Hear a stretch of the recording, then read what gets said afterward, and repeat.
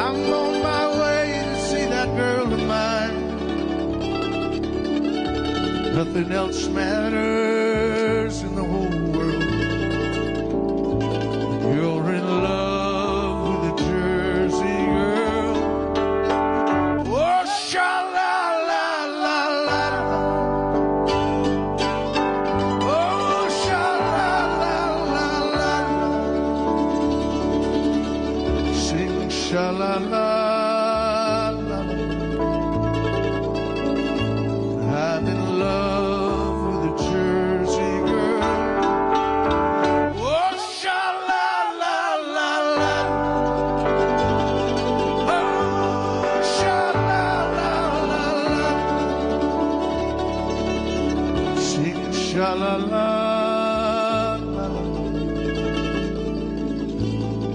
I'm in love with a Jersey girl.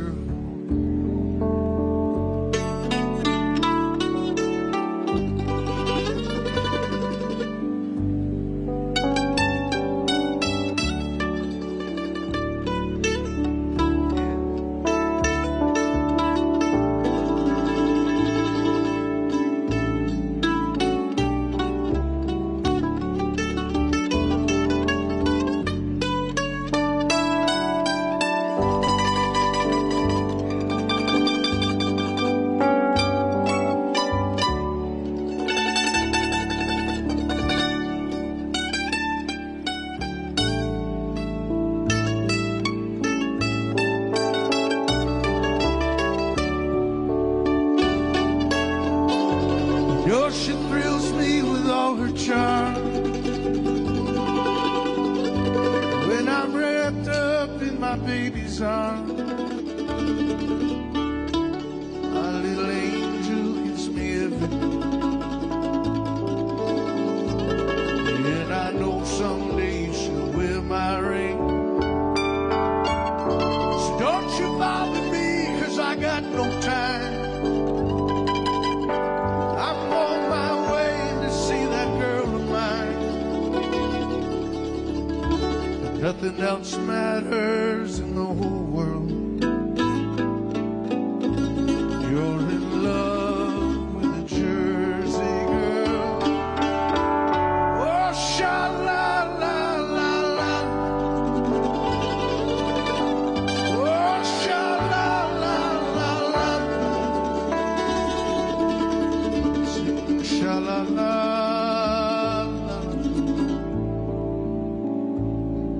I'm in love with a Jersey girl. Oh, sha-la-la-la-la. Oh, sha-la-la-la-la.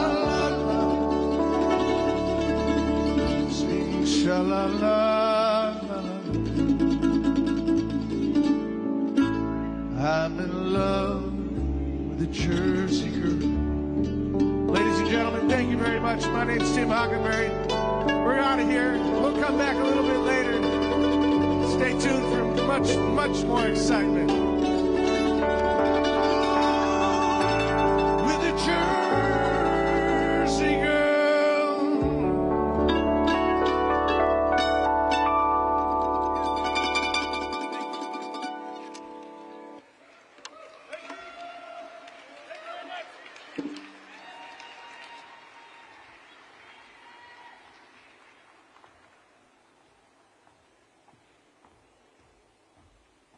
Hi, everybody.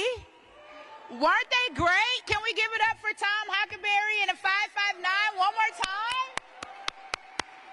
So awesome. I can't begin to tell you how excited I am to look out in the crowd and see so many faces here joining us for this historic day. I just want to thank everyone here at the Henry J. Kaiser Center for allowing us to use this historic building. They're in the process of constructing this venue, but they were nice enough to open it up for us today to make this historic moment. So thank you guys so much. I want to give you guys, if you don't already know, a little bit of history about this building. This building was constructed in 1914, and since then, they have had some of the most historic acts here, including Bob Marley and the Wailers, and none other than the king himself, Elvis Presley, right? But speaking of kings, did you guys know that on December 28th in 1962, Martin Luther King Jr. stood in the same spot that I'm standing in today, Angela Stanton King, and what he spoke on was the 100th anniversary of the Emancipation Proclamation. And that brings me to a little bit of more history. I don't know if you guys know that there is a very historic history between the King and the Kennedy family when it comes to fighting for civil rights. So I couldn't be more honored today, Angela Stanton King, to be standing on this stage, knowing that I'm continuing to carry the torch with Robert S. Kennedy to bring us all together for this fight for independence, unity, and freedom. We are making history yet again, once today, but today, you'll have a King and a Kennedy on the stage. How about that? Everybody, listen, I know you guys are excited as I am. I have absolutely no idea who the VP is going to be. Believe it or not, I really don't. I'm going to find out when you guys are finding out, and I am just so overjoyed about what is happening. And so I want you guys to just celebrate with us as we go on this journey to make this announcement for VP. And now I want to introduce no one other than Metta World Peace. Are you guys familiar with who Metta World Peace is? Metta World Peace is a 17-year NBA champion. Not only is he a 17-year NBA champion, he also sits on the psychiatric board for UCLA, guys. Let's give it up for no one other than our friend, Robert F. Kennedy Jr. supporter, Metta World Peace.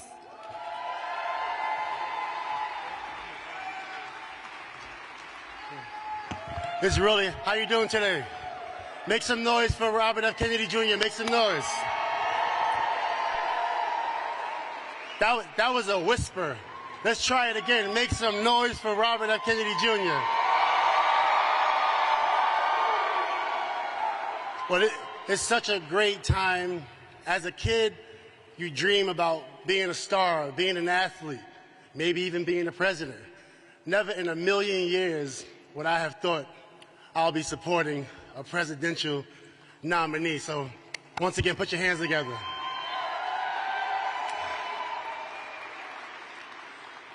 Like she said earlier, I did play in the NBA 17 years. I was Ron Artest formerly, and then I changed my name to Metta World Peace as I was going through my own trials and tribulations as an athlete, going through dark times, going through good times.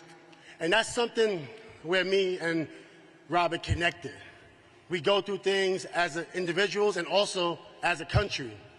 And as a kid growing up in New York City, Queensbridge, in the biggest federal housing project in America, you want to make a difference. You want to make a change.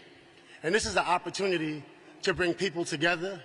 As you know, my name is Metta World Peace, and only right to be on the independent stage. So give it up for the independents.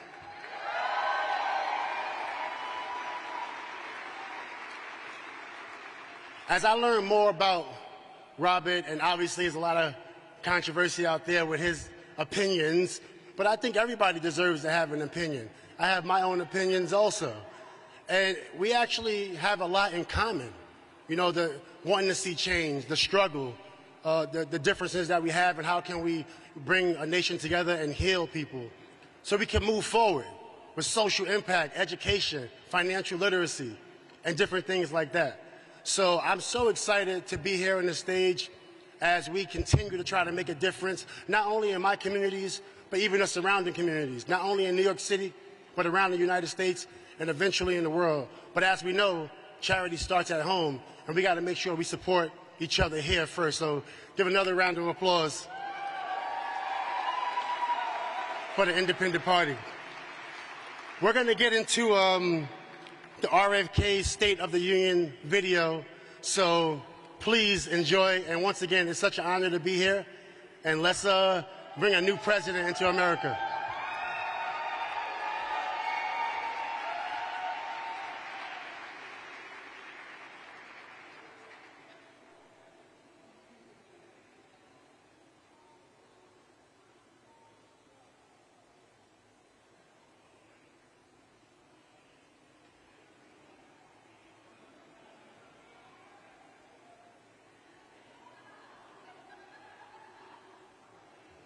Hey everybody, it's Robert F. Kennedy Jr. and I'm an independent candidate for President of the United States.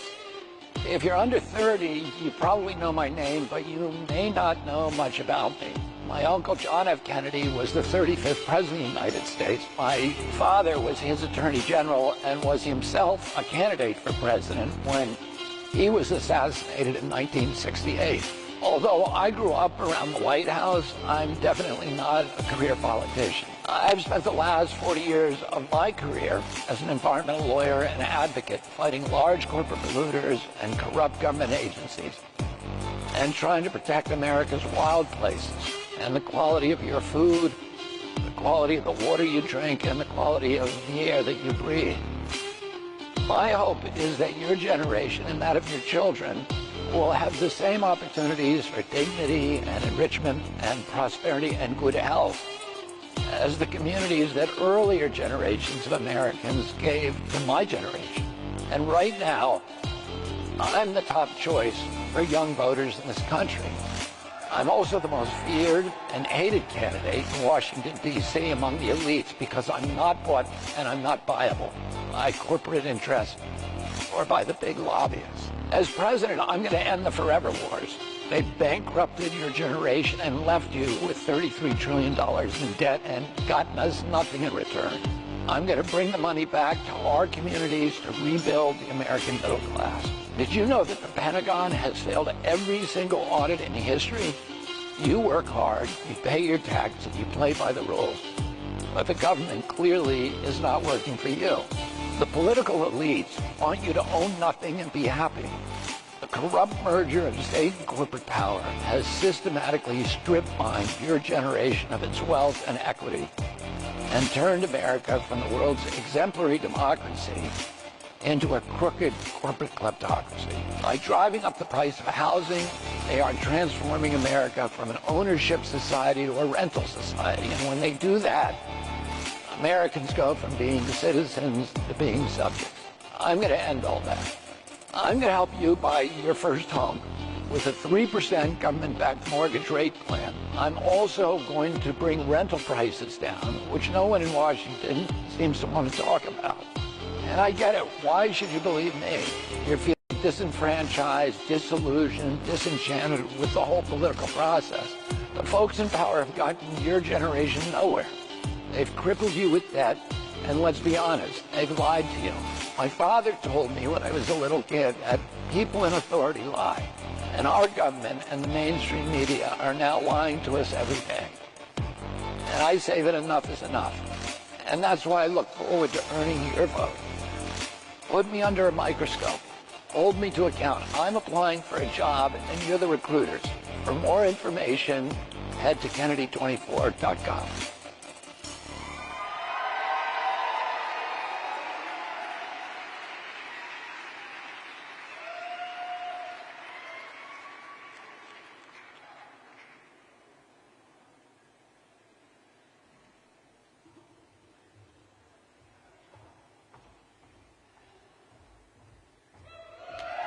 It's me again. Guys, I want to share a little story. Is it okay if I use about 2-3 minutes here to just talk about a personal story about how I got on board with Bobby? You know what I love about this campaign, because I came from Trump and the Republican side, but let me tell you what I love about this campaign. I love the fact that Bobby has created a space where we can all come together. We don't have to fight. We don't have to hate each other. We don't have to cancel each other. Bobby's pro-choice. I'm pro-life. Guess what? We don't hate each other. We come to the middle and we figure out how do we move our country forward? We are fighting hard here to heal the divide. And guess what? We don't have to be separated by political party. We don't have to be separated by skin color. We don't have to be separated by economic status. We don't have to be separated by sexual preference. Because guess what? When it all boils down to it, we're all here in America sharing this land together. So I was watching IG one day, and I saw a post, and Bobby said that he was running for president. And so I said, you know what? I said, I know the Trumpers are going to kill me, but guess what? I support Bobby because I knew him personally. And I knew that this was a man that was genuine. And not only that, he was someone that truly cared about the community that I represent. And I knew that Bobby cared about the community that I represent because I was fortunate enough to be able to work with Bobby long before he ever even announced his run for president. So I saw an IG post that said, Robert F. Kennedy Jr. was coming to Atlanta, Georgia, and I had just opened up a pregnancy home. I was working very hard to try to eradicate the maternal health crisis that we are currently fighting in this country. I had Bobby's number. I gave him a call. I said, Bobby, I said, I see you're coming to Atlanta. I said, would you mind? I said, I know you're pro-choice. I get that. I said, but would you mind just stopping by and just listening to what we have to say, just seeing the work that we do here at this pregnancy home? He said, you know what, Angela? I wouldn't think twice. He said, absolutely, I'll be there. Bobby showed up. He sat for an entire hour. And when Bobby left that day, he said, you know, Angela, he said, although I still stand on my position, he said, but I understand that choosing to keep the baby is also a choice that deserves to be supported just as much as the other choice. And you know what, guys? My heart was changed in that moment, and I realized it doesn't matter if we don't always agree. We can agree to disagree. But the one thing that we can all agree on is the fact that we need to come together. Am I right? Are you guys tired of the canceling? Are you tired of the fighting? Are you tired of the hate?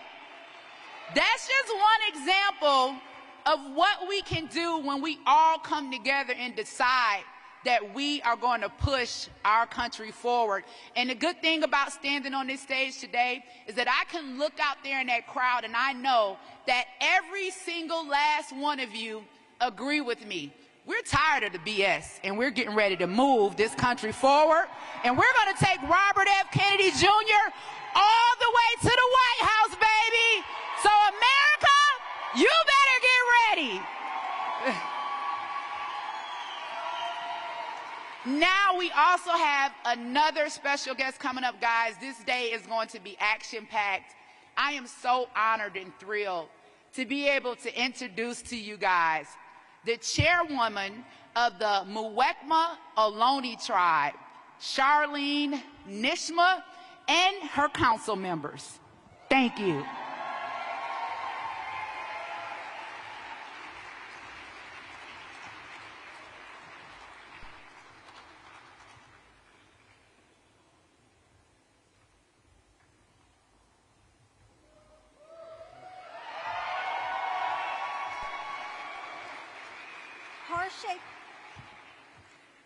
Sorry, I'm not that tall. Horshe Tuhi, Ganakrakat, Charlene Nijme, Wetresh Muwekma Wulwulum, San Francisco Bay Area Tak. Hello, my name is Charlene Nijme, and I am the chairwoman of the Muwekma Ohlone tribe of the San Francisco and Oakland Bay Area. Today, as we come together for Robert F. Kennedy's announcement of his VP presidential running mate, we are gathered on the ethno-historic tribal territory of the East Bay, Karkin, Huchun, Halgin, Irgin, Ohlone-speaking tribal groups of the Alameda and Contra Costa counties, whom were intermarried with the Yalamu Aramai, San Francisco, Costanoan Ohlone speaking groups of the San Francisco Peninsula. These are the direct ancestors of the lineages enrolled in the Muwekma Ohlone tribe. This Greater Bay Region's Aboriginal territory includes the unceded, unsurrendered lands of the ancestors of the Muwekma Ohlone tribe, who are the successors of the historic, sovereign, federally recognized, and never terminated Verona Band of Alameda County. This land was and continues to be of great historic significance to the Muwekma Ohlone tribe, and our people are still here today. Where we stand right here in the city of Oakland is part of our 10,000-year historical homeland. Yet the Muwekma Ohlone tribe is still not federally recognized as an official tribe today, despite its existence in fact. This wrong must be made right, and we know a leader like Mr. Kennedy will take up our cause.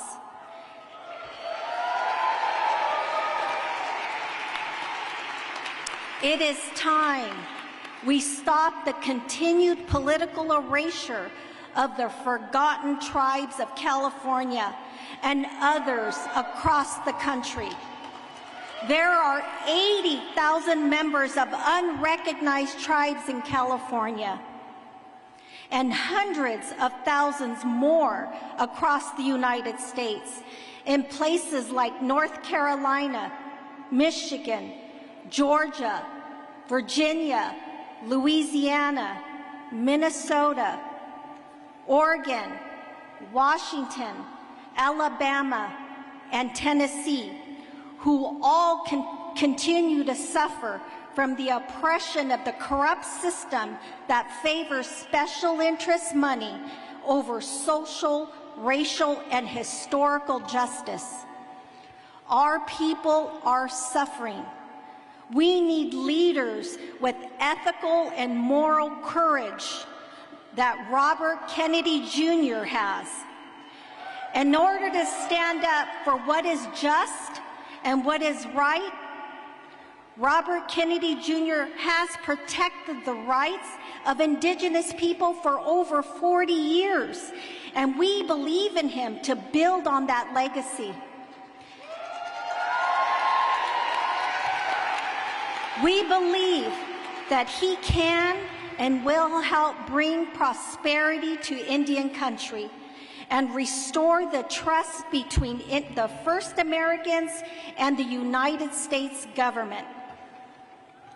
That's why I am proud to announce that the Muwekma Ohlone Tribal Council has passed a unanimous resolution to endorse Robert F. Kennedy for the President of the United States. We know that this is a pivotal moment in our history and for this country, and that Robert Kennedy Jr. is that person to lead us into a brighter future. Change won't magically come to our people. It must be fought for, pushed for, and sometimes even bled for. Bobby Kennedy's father fought for us. His uncle fought for us. And they both bled for us while reaching for justice on so many fronts. And justice was nearly within their grasp. Mr. Kennedy, my people are praying for you. We're praying that you will continue to have the courage to speak the truths that bring justice to all peoples. And in this moment of pronounced political polarization, we pray for your safety and protection. I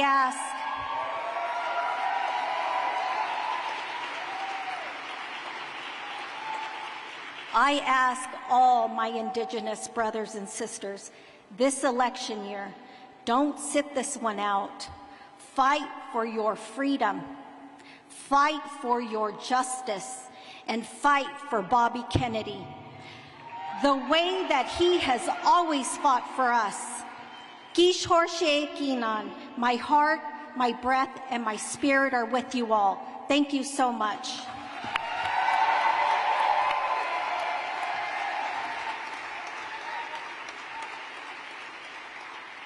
Hoshitruhi, Ganakraka, Joey, Ganahini, Dolores Sanchez, Julia Lopez, Geraldine Lopez. My name is Joey Iolopishli, a member of the Muwekma Ohlone.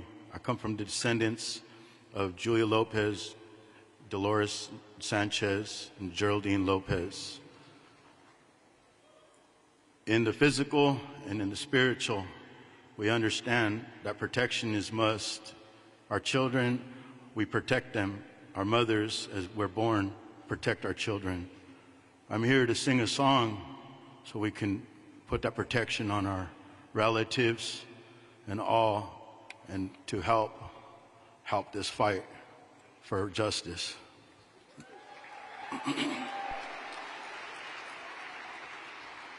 These songs were borrowed and taught to me by allies of our Miwok, Nisenan people, Razzle Dazzle, and Zaya.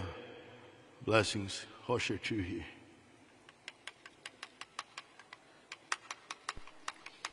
Udobo hepedi hedi ayo hedi ayo ayo Udobo hepedi hedi ayo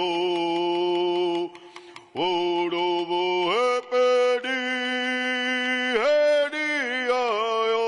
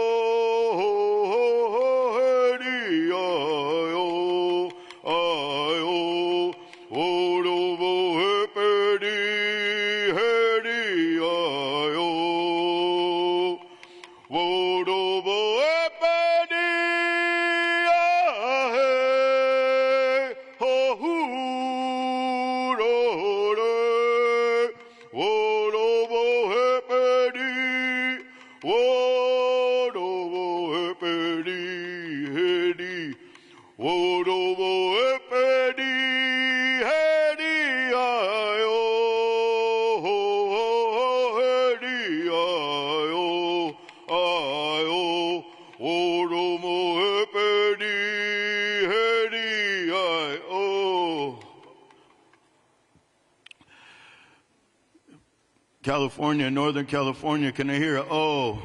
Oh! Hear it louder, we need to raise the ancestors. Can I hear a oh? Oh, sure, Chewy. You have a good day. Today is a beautiful day.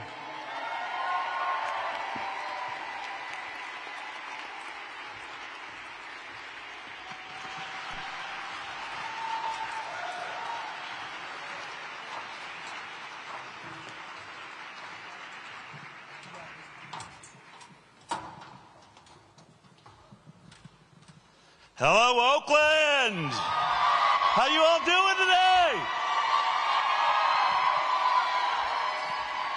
My name is Del Bigtree. I'm the Director of Communications for the Robert Kennedy Jr. campaign for President of the United States. I just want to take a moment to say what an honor it is to work with one of the most beautiful people on this planet. One of the greatest environmental attorneys the world has ever known, fighting for people his entire career against corporate corruption, corporate toxins, polluting waters and oceans. He started the River Keepers and the Water Keepers to protect our environment. We now live in a toxic world. Over 260 toxic poisons found just in the umbilical cord of pregnant women here in the United States of America. And why are they there? Because our regulatory agencies have never done their job to protect us, nations from us. That is not the United States of America. That is not we, for, and by the people of America. And we've watched, over the last several years, two incumbent presidents, really, and here we are, watching trillions of dollars move to the ultra-rich while the middle class struggles to pay our bills, to go on vacation, to have that pursuit of life, liberty, and the pursuit of happiness. And now we have an opportunity. Someone that is blowing all of our minds when he talks about all of the issues of our time. So many of the cameras that are lined up here today will call and ask, what is your strategy? We know that mainstream news has been trying to black him out, but yet he's now #1 amongst independents across the United States of America, which is now the largest party in the United States of America. That's how disenfranchised we are. #1 amongst those under the age of 35 across America. And why? What was the strategy? I'm going to lay it on you right now. It was actually very simple. We're going to let him speak his mind. He's going to speak in long-form podcasts and interviews, giving the full concept of where his ideas are coming from. He's not stuck on bumper sticker politics, short lines written by other people. I can tell you personally that everything he's saying comes from his heart, his education, his historical knowledge, which we're all watching happen in all of these interviews he's been doing.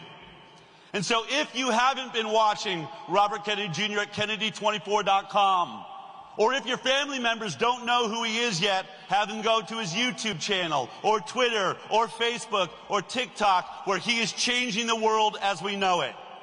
We in America are so tired of the duality, of the fighting between two parties, when we know we've got such important issues now: AI technologies, facial recognition softwares. Our cell phones can track everywhere we're going, and they tried to use that against us during the COVID pandemic. They wiped out our freedom of speech, censored Robert Kennedy Jr., and he brought a case against our nation because of it.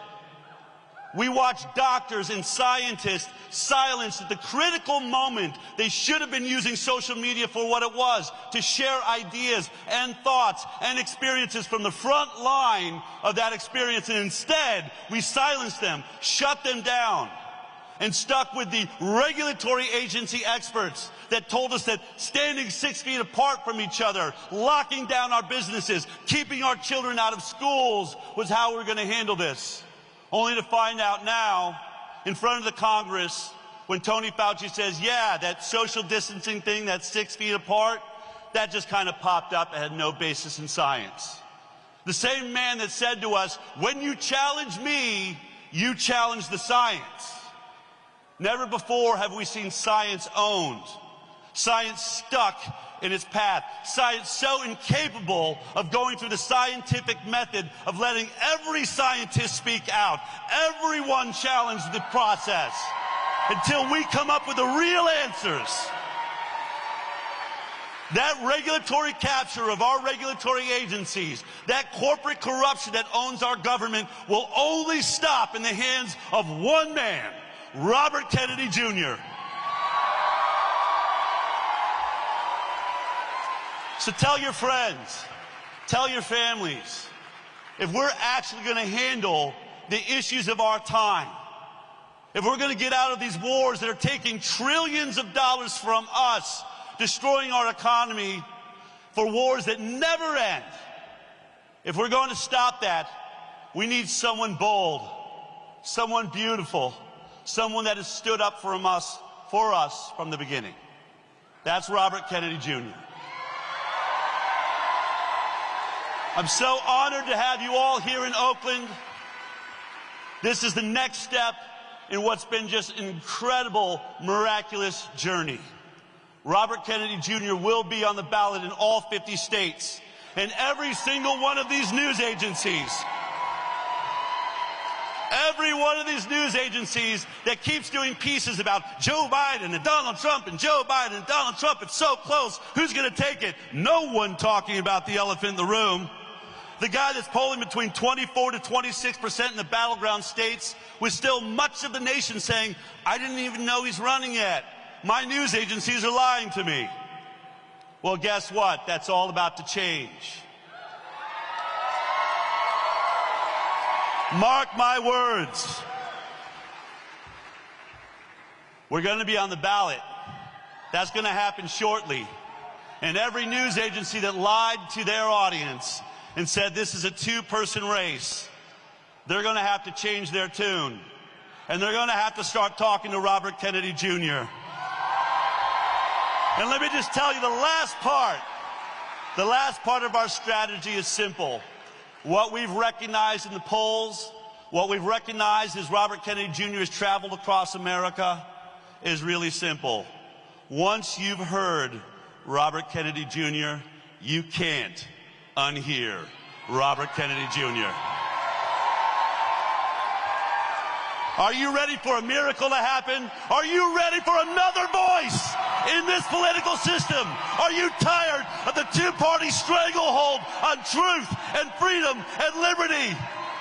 Get ready, because we're going to announce today the question that everyone in media has been asking. And it sounds a little bit like this. Well, it looks like Robert F. Kennedy Jr. is just about ready to make headlines with his running mate choice. He is ready to announce who his VP will be, and according to reporting, it's not any of the usual suspects. Both Democrats and Republicans growing anxious over the third-party threat as RFK is set to formally announce his vice presidential running mate. RFK Jr. hoping for a big boost this week as well when he announces his VP pick. Our independent presidential candidate, Robert F. Kennedy Jr., expected to announce his running mate this week. We are expected to get an RFK Jr. vice presidential announcement. Well, number one, RFK Jr., the former Democrat turned independent last year. He wanted to run for president of the United States as an independent.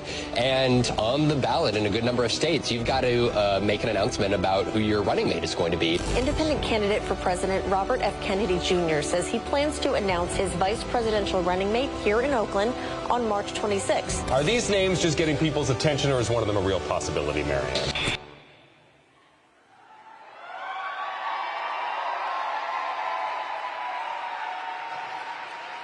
Ladies and gentlemen, give a warm welcome to Kelly Ryerson. She works at the intersection of agriculture and health. She regularly collaborates with regenerative farmers, scientists, policymakers, and media to address agrochemical damage to our soil and bodies. Let's give her a warm welcome.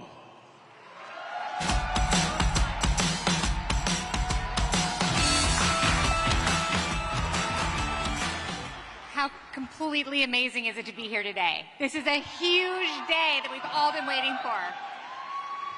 So I hate to be a Debbie Downer, but I have a story to tell, and I think it's one that a lot of you will relate to.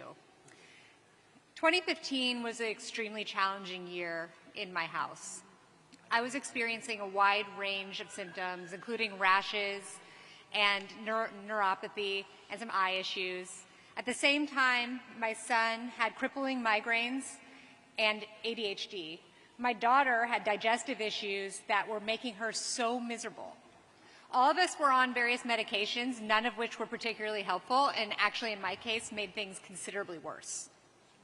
So, like most moms, and I know many of you are here today, I decided to start digging through the research and figuring out what is making our family so sick.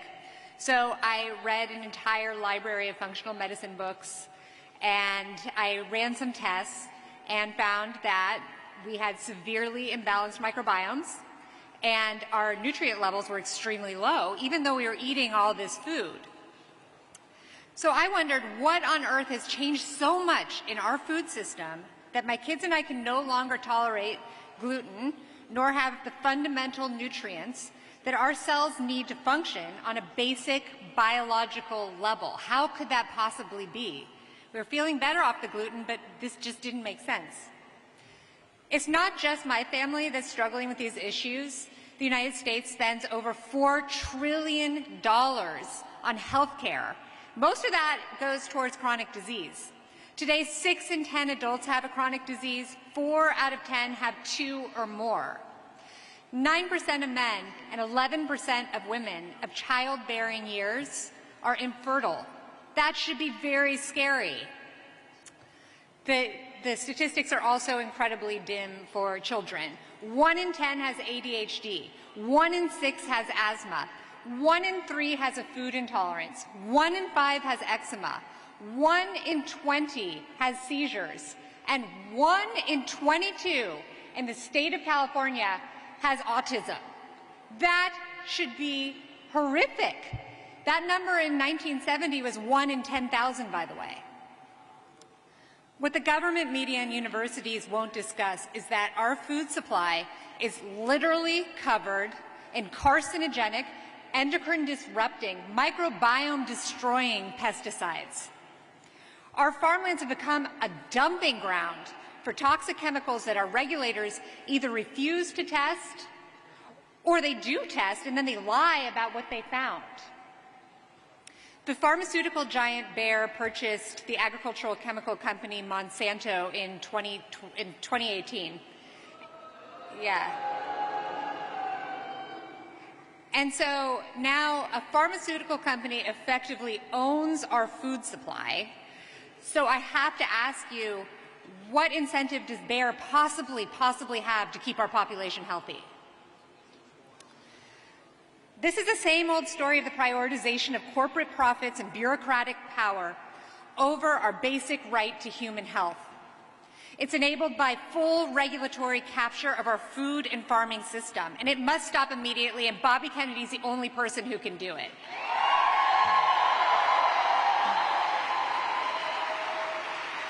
Yeah. Our Farm Bill has historically supported monocrop chemical mega farming. We absolutely urgently need to pass a farm bill supporting family farmers, regenerative agriculture practices, and nutrient-dense crops beyond the clutches of the Roundup-ready GMOs that are making us all sick. We will not decrease the $4 trillion health bill until we regenerate the soil on our farms, cut the ties between regulators and corporations, and discontinue our toxic chemical dependency on both the farm and the pharmacy.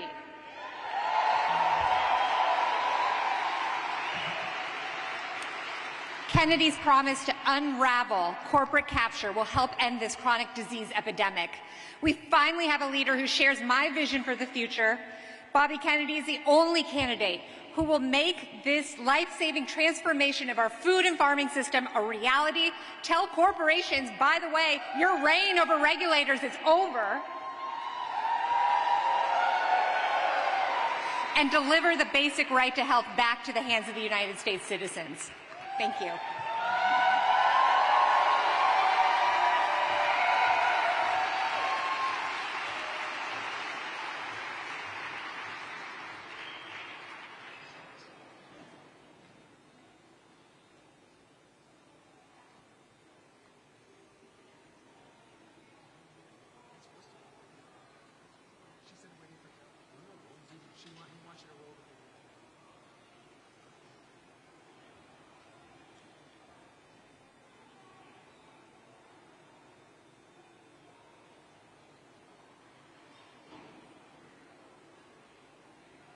Mr. Kennedy, Bill created all this. Bill Scott.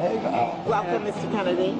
This beautiful farm, which is an organic farm in the middle of what people would call a blighted community. The things that we're dealing with as black people in our communities is a result of racism, redlining, all those different things that kept our communities at ill health. The food is sick that our community is getting, because it's coming from big ag. African-American communities are food deserts. You cannot get good food here. You look at what black kids are eating. They're drinking big gulp Coca-Colas, and they're eating Twinkies and processed foods. Mr. Kennedy's president, what he's talking about is a perfect example about what we need to do ourselves. He's taken a personal commitment to fight. You got to fight for your land, you fight for your business, you fight for everything that's of interest to you.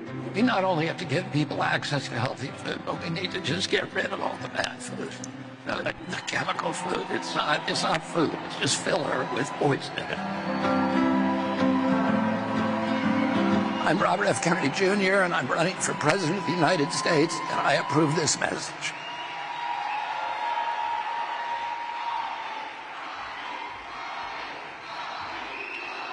All right, hold your horses. We're moments away.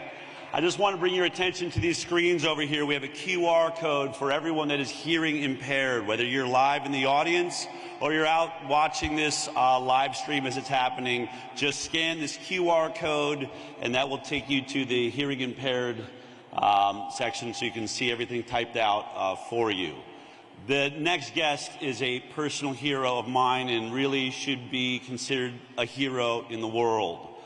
When there was a small group of scientists, as I said before, basically lying about what would work, deciding to lock down our nation for the first time in history because of a virus, there was a group of people that went to the White House to talk to President Trump at that time, to bring a different perspective that was shared by thousands and thousands of health experts across the world.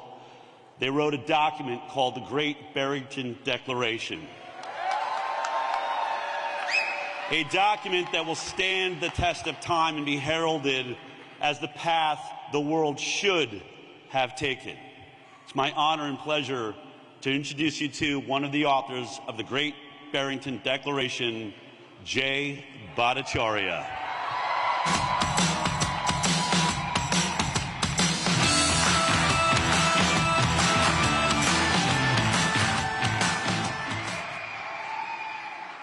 Never given a speech at a political rally, but my God. First, I want to thank Mr. Kennedy for the opportunity to speak today on this important day in American history. And I wanted to take the chance to make a case for the First Amendment and for free speech. I know that Bobby Kennedy has been the victim of an effort to censor his voice. And I have to say that I've been the victim of this same effort to censor free speech in this country. I am a scientific dissident. I've been a professor at the School of Medicine at Stanford for over 20 years. The Great Barrington Declaration, how many people signed it? God bless every one of you. It was a document I wrote with professors at Harvard and Oxford in October of 2020. The world was locked down. We had closed our schools. We had closed our businesses. We had closed our churches on the idea that it was necessary for our health. But I knew for a fact that that was a lie, that there were tens of thousands of doctors and scientists who said that we didn't need to lock down.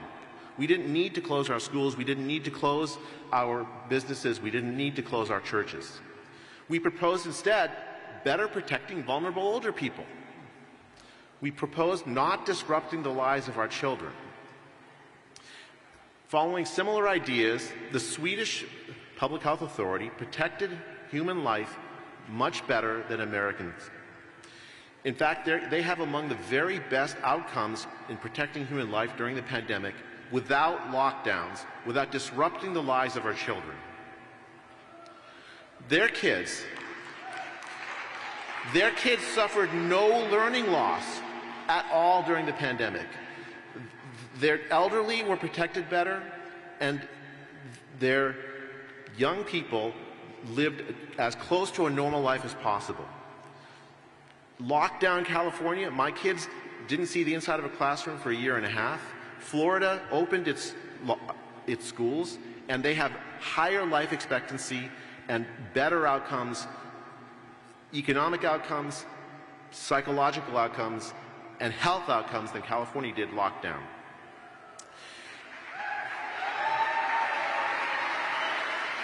The sad thing I want to share with you is that the powers that be inside the federal government decided they did not like our declaration one bit. The head of the NIH wrote to Tony Fauci 4 days after he wrote it, calling for a devastating takedown a devastating takedown of the Declaration and of me. It was part of a broad federal effort to censor any critics. The way that government censored voices is by telling social media platforms who to censor and what ideas to censor. If you've had a post taken down by Facebook, if you've had a post taken down by Twitter during the pandemic, it's almost certain it's because the government actors, the Surgeon General's office, the CDC, the NIH, even the FBI, and the White House itself were telling social media companies to censor you.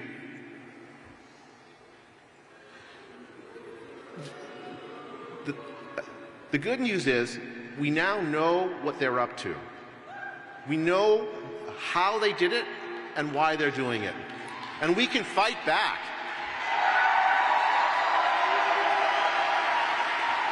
We have the Twitter files which told us what they were doing. We have court cases. A federal judge declared what they were doing an Orwellian ministry of truth. It's the kind of thing that should never happen in a country with the First Amendment, but it did. So, what's the punchline? Free speech is essential for our health. Free scientific...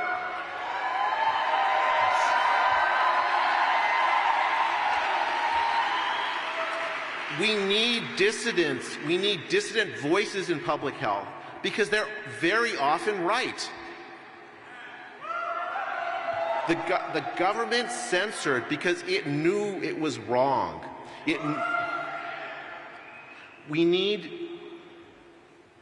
people like Bobby Kennedy and any other politician that wants to support free speech. We need those voices to restore the First Amendment in this country, because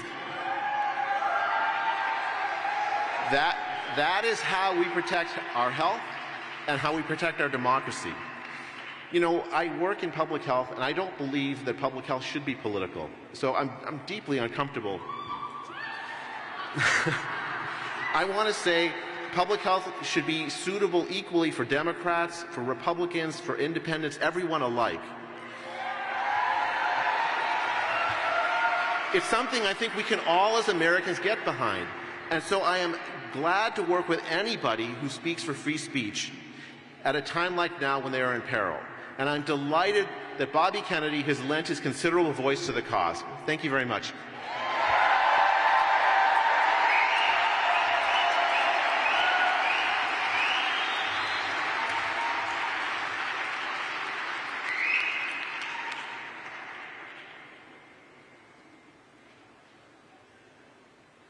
He needs to know what's going on here. It's bigger than alarming. This is the worst I've ever seen it.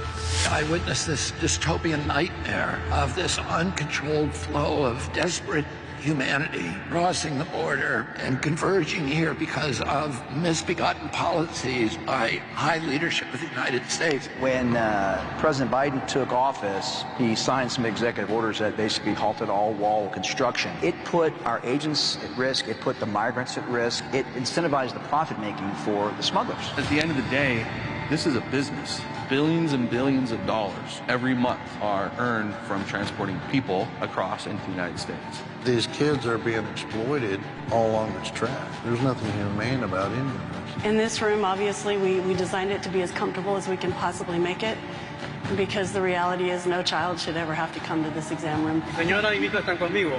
Mi hija de 18 años. No sé dónde está. We see a lot of violence as people are making across the border to Mexico or their countries. We see that devastation in the human lives. What happens if a family doesn't have the money to buy the plane ticket? Well, FEMA reimburses us. We can buy that ticket and so you buy the ticket for yes. They were told they'd get a bite at the American dream here, and that dream becomes a nightmare along the journey.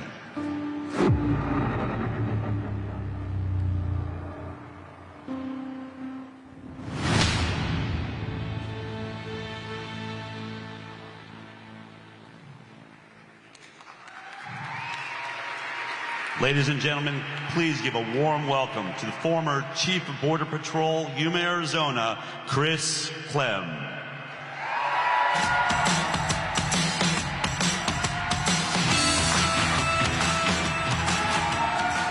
Hello, everyone. My name is Chris Clem, and I retired as the Chief Patrol Agent of Yuma, Arizona on December 31st, 2022, after serving more than 27 years as a United States Border Patrol agent. I spent many years along the southern border. I have witnessed the good, the bad, and the ugly of what can happen with poor policies and lack of leadership out of Washington, D.C. Last year, I met Bobby when he came to Yuma. I spent time with him in his campaign. We discussed the realities of the border.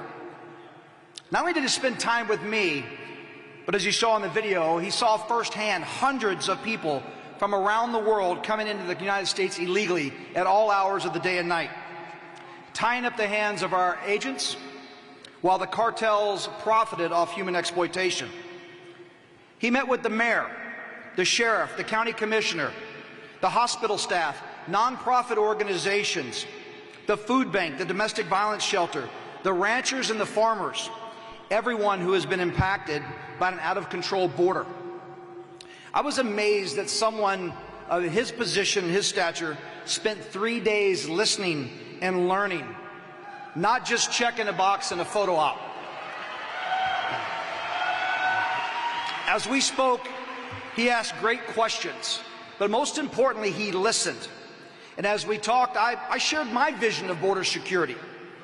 And as a career law enforcement agent, it was important to me that he understood how necessary it was to secure our borders, how critical and how part of an integral part of our immigration system border security is.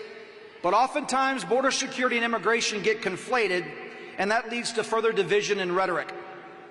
So I shared my vision of how the border should be, and that we should be a border made of tall fences and wide gates. The tall fences represented the border security system, the right infrastructure where it is needed, the technology to aid and assist our border security agents along the border and at the ports, personnel to conduct our very important security mission, and backed by strong policies. But equally important were the wide gates. The wide gates are our legal and lawful pathways into the United States.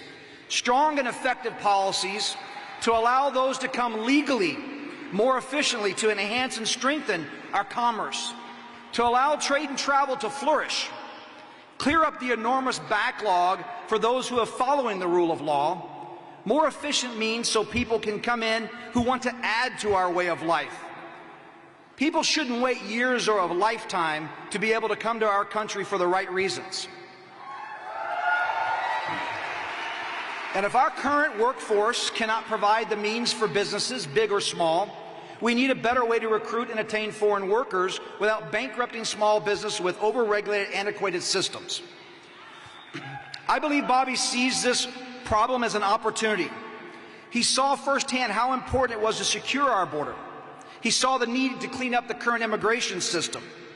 And I know, living along the border for many years, that a secure border is a safe and healthy border for both countries. That people should be able to come back and forth through the ports of entry to see family and friends, and feel safe when doing so. And as someone who's been around the world like Bobby, he knows working together with Mexico will be key. Being a beacon of hope for all of those around the world is a tenet of our country. But so is the rule of law, so consequences are necessary for those that take advantage of our system and the people along the way.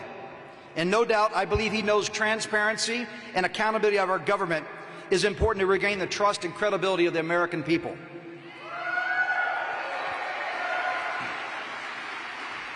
As I said a moment ago, I met Bobby last year, and I've grown to know that he sees these challenges through a compassionate and common sense lens, which is so desperately needed today. Taking clear, kind, and common sense action by creating tall fences to protect our country from the human exploitation at the hands of the cartels, protecting our country, our companies, our communities, and our children, and building many wide gates to better serve our country's needs and the good people around the world. Helping all that seek a better life for them and their families is important. Our country cannot afford to go down the current border security and immigration path. There is strength and compassion, and there is intelligence and common sense, and I see all of this in Bobby. I'm grateful to know him, and we're all grateful to have him running for President of the United States. Thank you.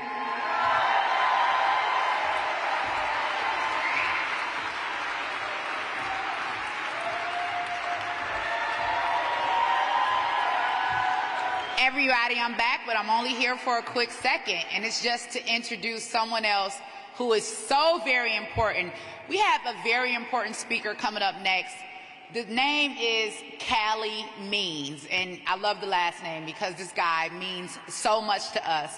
He is actually the co-founder of TrueMed, and TrueMed is what we need in our lives to understand about the food and the pharma companies.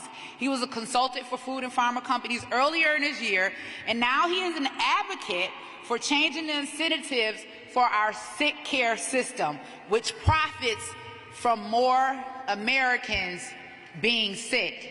Guys, without further ado, Cie Means.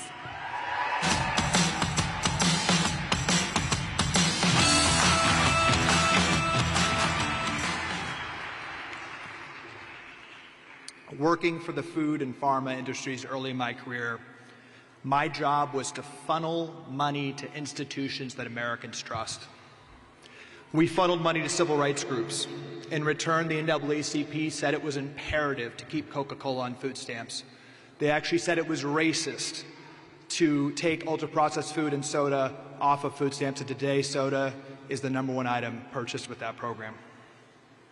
We funneled money to medical organizations. The American Diabetes Association, of all groups, took millions of dollars from Coca-Cola, and they said small cans of the drink was a good choice for diabetics. The American Academy of Pediatrics, 80% of their funding comes from the pharmaceutical industry. We funneled money to researchers. I was shocked as a junior employee to be communing with top professors at Harvard and Tufts Nutrition School. I found that 11 times more funding comes from the food industry for nutrition research than the NIH. I found out that more than 50% of the Harvard Med School budget touches pharma in some way. We funneled money to the media. Pharma funds over 50% of all TV news funding, and I realized that wasn't to influence consumers, that was to influence the news itself. That's why during COVID, which was essentially a foodborne illness, this was really a condition that did not kill metabolically healthy people. There was no curiosity, no reporting on that. Of course, it was just a pharmaceutical solution that was talked about. We funded politicians. The healthcare industry funds politicians with direct donations 5x more than the oil industry, 3x more than any other industry. And we funded the regulatory agencies. The FDA itself, 75% of their funding comes not from taxpayers but pharmaceutical companies. And I can tell you from being in DC, bureaucracies are built to grow. Our system is rigged, and the disastrous ramifications are plain to see. 9 of the 10 killers of Americans are tied to preventable chronic conditions tied to food. 90% of healthcare costs are tied to these preventable conditions tied to food. The statistics are unfathomable. 50% of young adults are overweight or obese. 33% of young adults have prediabetes. 25% of young adults have fatty liver disease. This is a moral stain on our country. The childhood obesity rate in Japan is 4%. We're committing genocide against our children.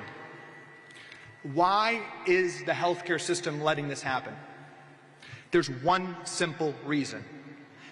Every single institution that impacts your health is incentivized for you to be sick and incentivized against you being healthy. That includes medical schools, insurance companies, pharmaceutical companies, and hospitals.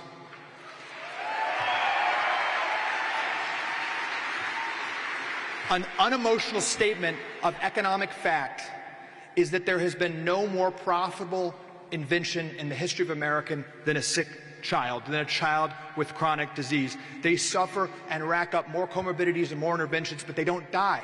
They just suffer. Today, statins, metformin, antidepressants, Adderall, they're prescribed like candy in high schools. And the American Academy of Pediatrics recently put out a press release saying it's an urgent national priority to prescribe Ozempic to 50% of 12-year-olds. This is a lifetime drug. This is a story of optimism. The American people want to be healthy. They want their kids to be healthy. They want to thrive. The incentives are stacked against us. They've been stacked against us quickly, and they can change quickly with leadership. We need a president who questions the science, that doesn't just trust the science. We need a president who realizes that this devil's bargain between the food industry making us sick and the healthcare industry profiting is the biggest issue we face. We need a president who has the moral clarity to appoint Dr. J to lead our medical policies, to appoint Kelly Peterson to oversee our agriculture policies. We need a president who will stand up to pharma lobbyists, who will stand up to corrupt bureaucrats at the NIH and the FDA. We need a president who will say less Ozempic, more exercise, less SSRIs, more sunlight and healthy food. We need a president who has the moral clarity to declare a state of emergency for the childhood chronic disease epidemic that is savaging our human capital. And we need a president who realizes, we've talked about childhood disease so much, this is the most important issue in our country. And we need a president who understands that we cannot poison our kids at scale. And we need a president that has a plan to fix it. We need a Kennedy in the White House. Thank you.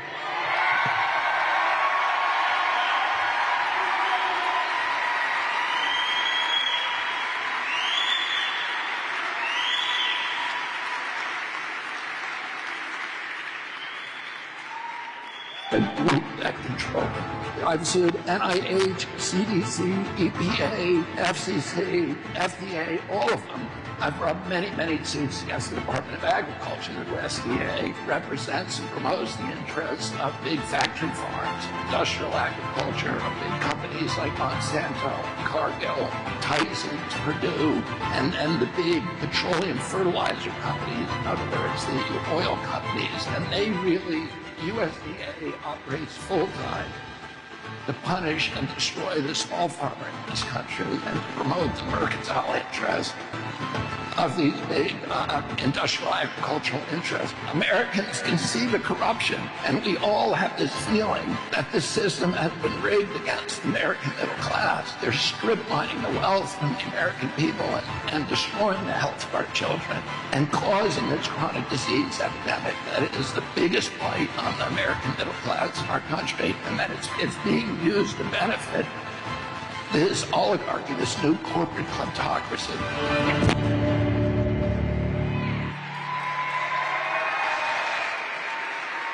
Let's give another warm welcome to Tim Hockenberry.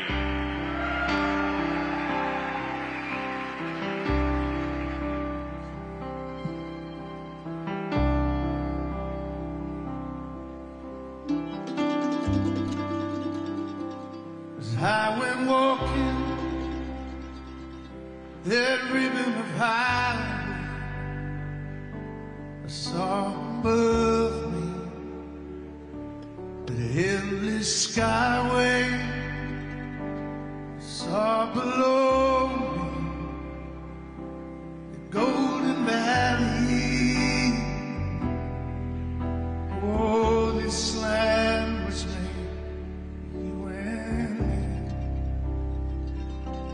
I roamed and rambled, followed my footsteps to the darkened sands of the diamond desert. All around me, the voice was calling. Oh, this land is made for you and me. Sing with me now. This land is your land. This land is my land. From California to New York Island, the redwood forest to the Gulf Stream water.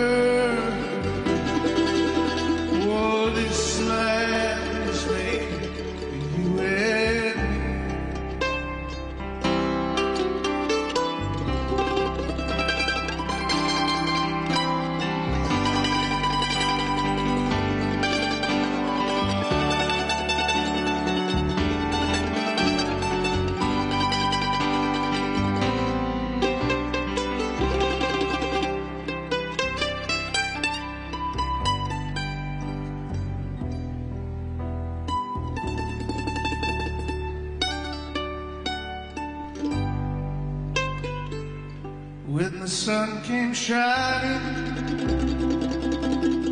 I was strolling, wheat fields waving, the dust clouds rolling, the voice came chanting, the fog was lifting. Oh, this land is made for you and me. Sing it with me. This land is your land. This land is mine. From California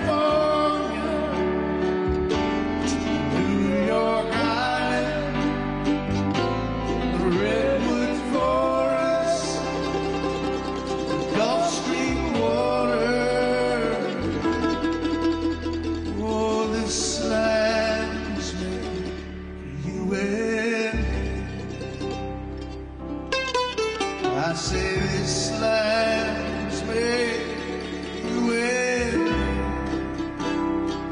I mean everybody in this land is made for you and me. Oh, I mean for you.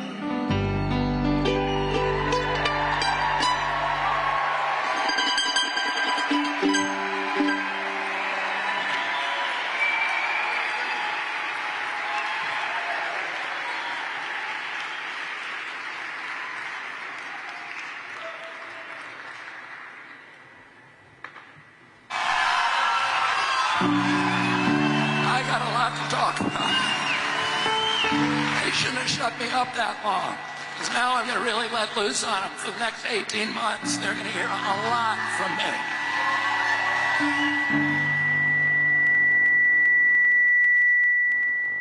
We've used our editorial judgment in not including extended portions of that exchange. I don't know how we're going to reach people now. I know that there's a lot more availability of press now that I've announced, so that I'm going to be able to talk to people that I haven't been able to talk to for 18 years, that I've been censored in talking to.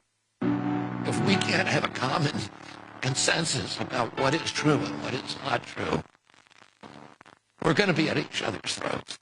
And then the government's remedy for that is silencing people who disagree with the official story, and marginalizing them, and vilifying them, and gaslighting them, and making them pariahs.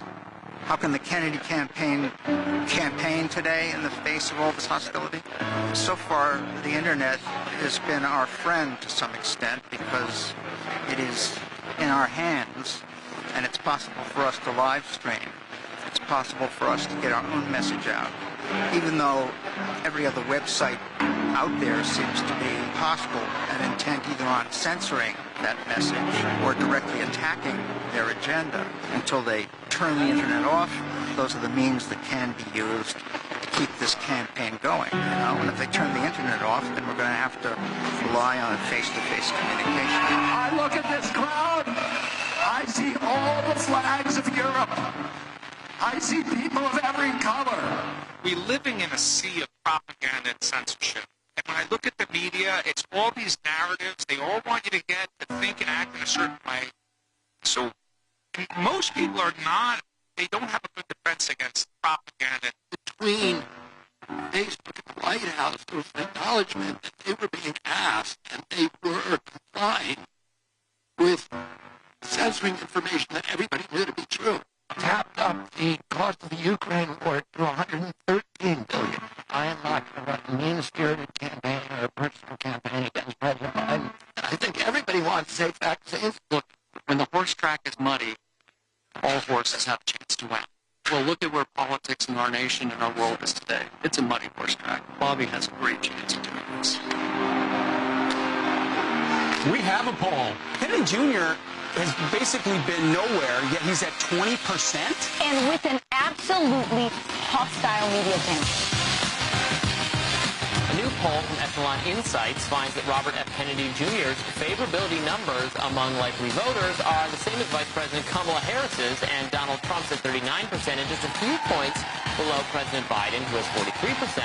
But the more notable statistic here is that RFK Jr.'s favorability is skyrocketing.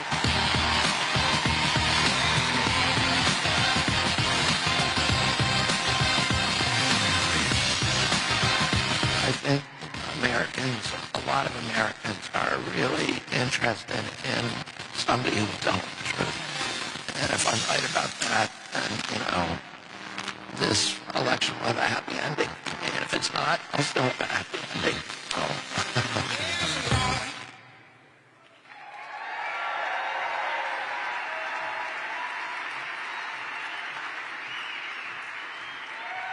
Oh, wow, this place is getting packed. I'm talking about you guys are in here. How are you feeling so far? Are you loving it? Wait, let's try this again. I've got another question. Are we taking Bobby to the White House?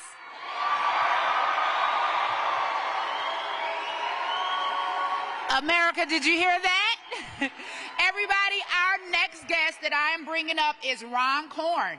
Ron Korn has been involved in the Menominee language restoration efforts for over 20 years. He has dedicated his career to learning and teaching the Menominee language. He's done it throughout his career at high schools, the college level, and in tribal programs, and all throughout the community through his nonprofit organization. Everyone, let's give it up for Ron Korn.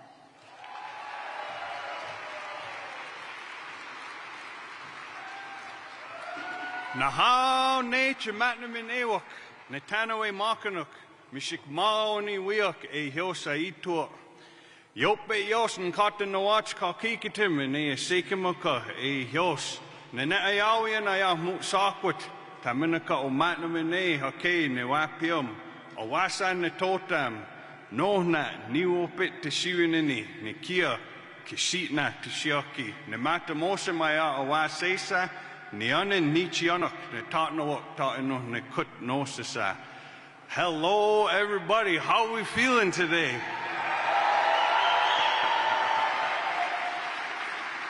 I just introduced myself to you all in the best way that I know how, from the direction that I come in. And I'm more than happy to be here to offer these words to start this campaign out. I was asked to use the beautiful Menominee language from the reservation, from my people that I come from in north central Wisconsin. And so we're going to use our language to start this out and ask that everybody from Bobby to the people helping us out at the door, the campaign people, so that things go good for them as they start this journey out. And I know that they're going to be dedicating a lot of time, effort, and energy, and I wish the best for them and the ones that their houses. So that's what we're going to do here this afternoon.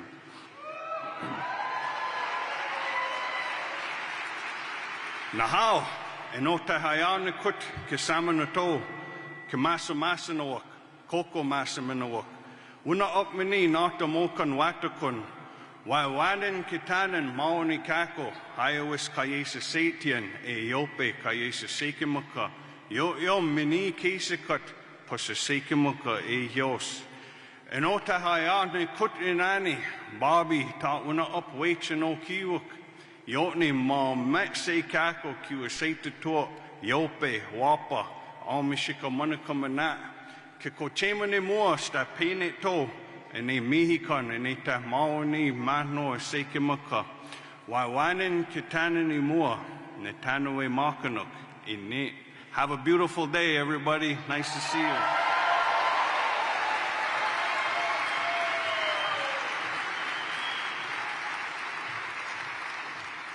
And we're going to keep this right on going. We have an awesome performer coming up. She's going to sing for us. She's noted to be from the Hill House. And I don't know if you guys know about the Hill House, but the Hill House was recognized by Ronald Reagan for the work that Ms. Hale did in the community. So everyone, without further ado, I'm going to introduce this wonderful performer, Mika Hale.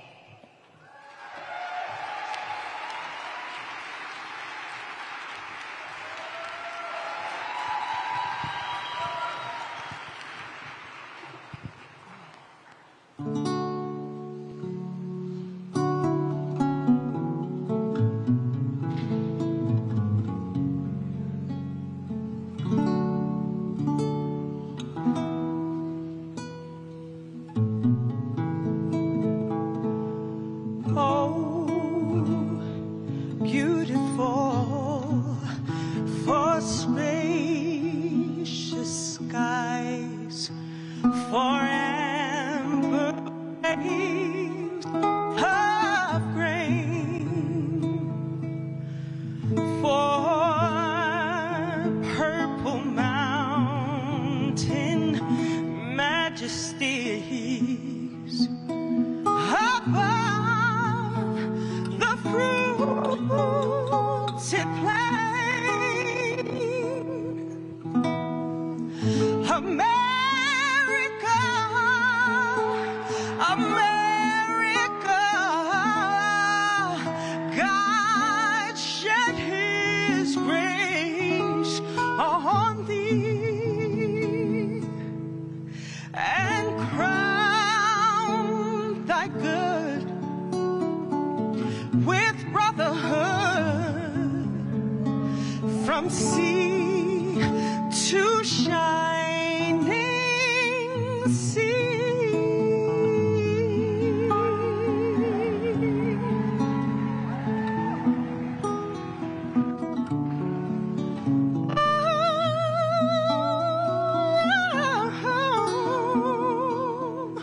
Oh, beautiful, for heroes provide in liberating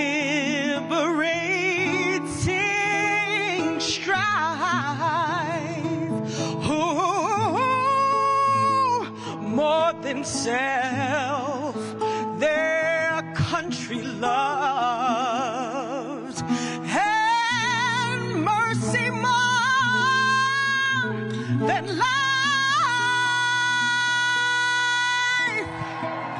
America, America, may God thy gold refine till all success be nobleness and every gain divine.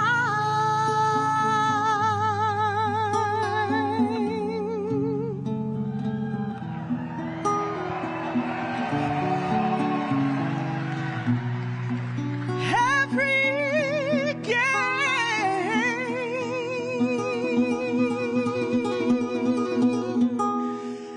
divine.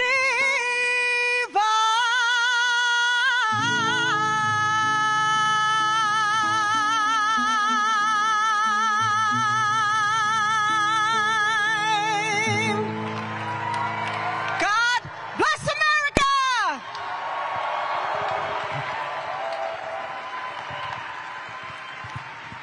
Ladies and gentlemen, please welcome to the stage the Chief of Staff for the Kennedy campaign, Miss Bridget Rasmussen.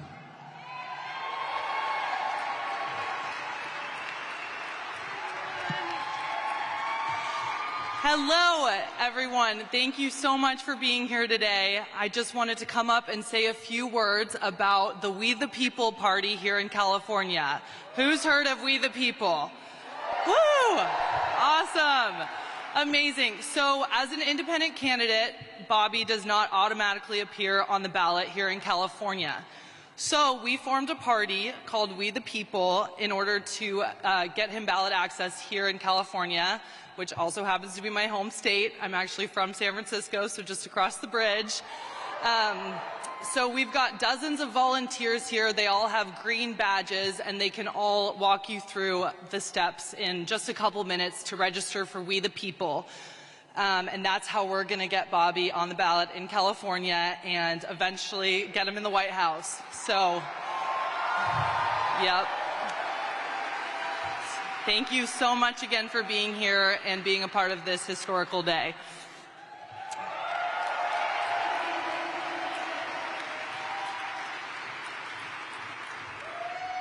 How's everybody doing? There's a lot of energy in this building. Make some noise for RFK. Let's keep the energy going.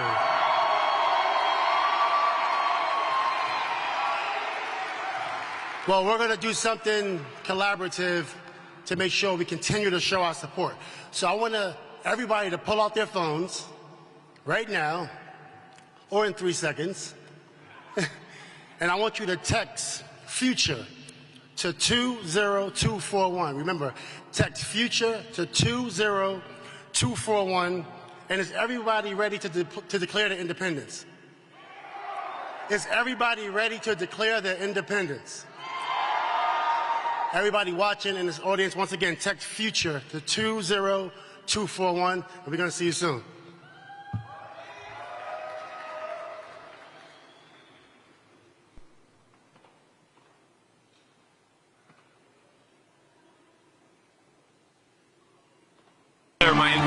We declare our independence. This is a day of affirmation, a celebration of liberty. We stand here in the name of freedom. We are committed to peaceful and nonviolent change.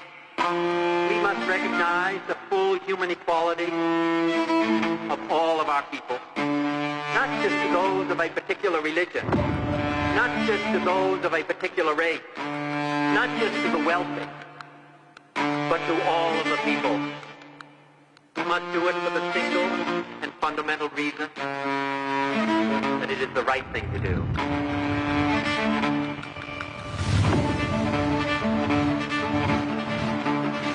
A new twist this morning for the country's most famous political dynasty. RFK Jr. Robert F. Kennedy Jr. on October 9th.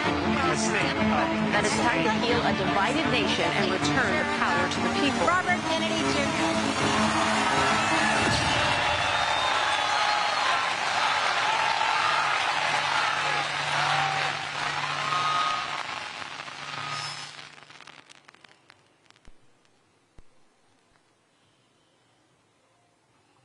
We are told today that our nation is hopelessly divided. But I found something different as I travel this country. I have witnessed an upwelling of optimism that I've never seen before. Something is stirring in us that says it doesn't have to be this way. And so I've come here today to declare our independence from the tyranny of corruption, which robs us of affordable lives, our belief in the future, and our respect for each other. But to do that, I must first declare my own independence. Independence from the Democratic Party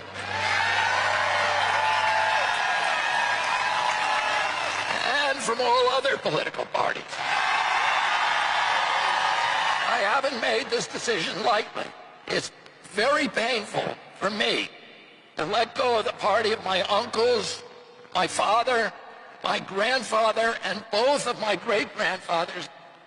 But my sacrifice is nothing compared to the risk our founding fathers took when they signed the Declaration of Independence 247 years ago.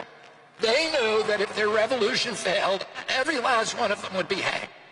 They chose to place everything on the line.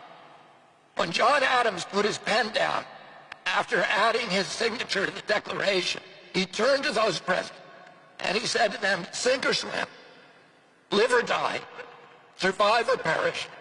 From this day on, I am with my country. I'm going to make that same pledge to you today so that I can stand before you, as every leader should stand before you, free of partisan allegiance, free from the backroom deals, a servant only to my conscience, to my Creator, and to you. Every president enters office promising to unite the nation and to work with people from the other party across the aisle. None of them ever does it. They can't. They're already chosen a side. Well, I'm not going to have that problem. I'm going to build coalitions from both sides of the aisle. And except for the small minority of public officials who are actually corrupt, I'm going to tell you this secret. They too want liberation from the system that has captured them. And isn't that ultimately what we all want? Liberation from a system that robs us of our wealth, our health, our hope, our patriotism, our ideals, our freedoms, and ultimately our sense of ourselves as a good and capable people. Is healing our divided nation possible? Let's go take back our country. God bless you, and God bless the United States of America. I declare my independence. I declare my independence. I declare my independence. We declare our independence. I declare my independence. We declare our independence. I declare my independence. We declare our independence. I declare my independence. I declare my independence. Yo declaro mi independencia. We declare our independence. I declare my independence.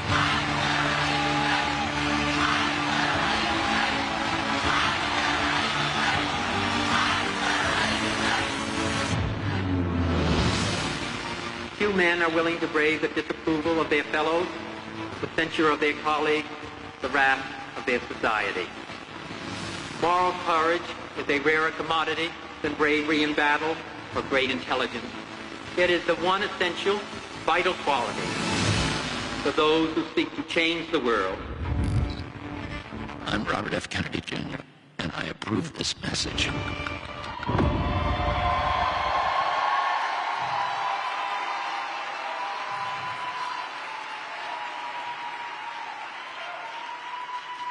Ladies and gentlemen, the brilliant, the beautiful, the hilarious Cheryl Hines.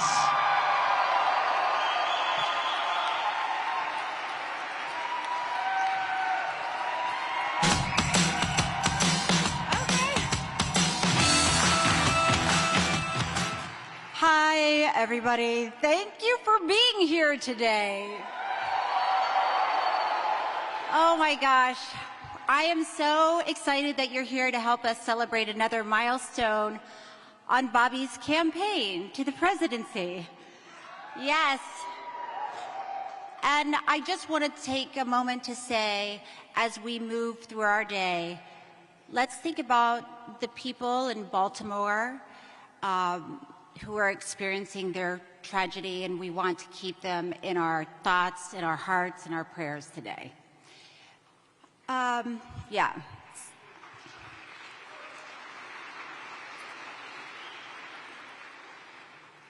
So you're probably here to hear what Bobby has to say today. It's a very exciting day, and you will not be disappointed. One of the things that I love about Bobby, there are a lot, I won't spend the day naming them, but one of the things that I truly respect about him, I have watched him and continue to watch him inspire people of all different parties to come together for the greater good of this country. Yeah.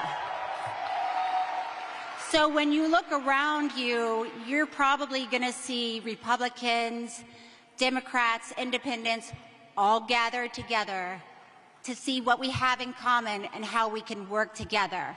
And that's what Bobby's all about, and that's who he is, and that's what he's doing. And America is listening and is inspired.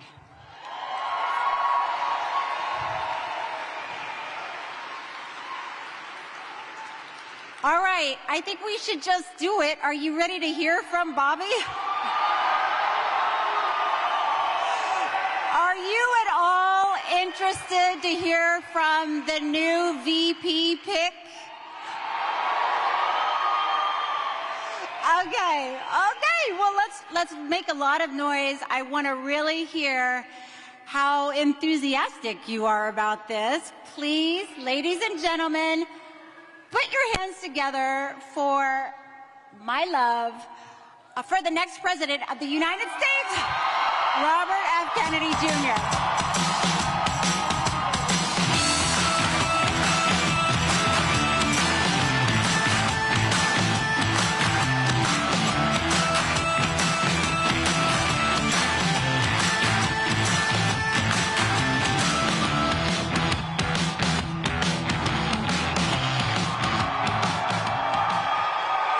Thank you all very much.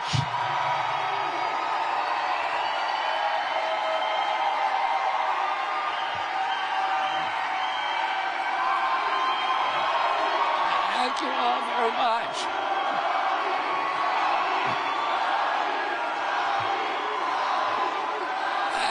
Thank you. And I want to start out, first of all, for thanking all of you, and thanking Oakland, and thank all of you for being here today. I also want to thank the tribal chiefdoms, the Mu'ekli Ohlone tribe, and the chairwoman of the Tribal Council for endorsing me today, for putting their faith in me.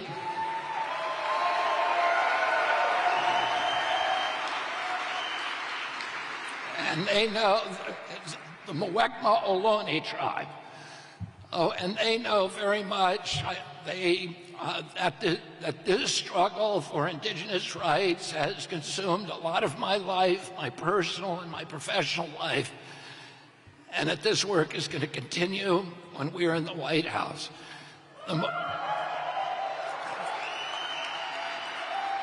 The Mu'ekma Ohlones are one of the many tribes that were decertified during the 1950s and 1960s, and these tribes need to be re-legitimized, and that's something that I will do as soon as I get in the White House. I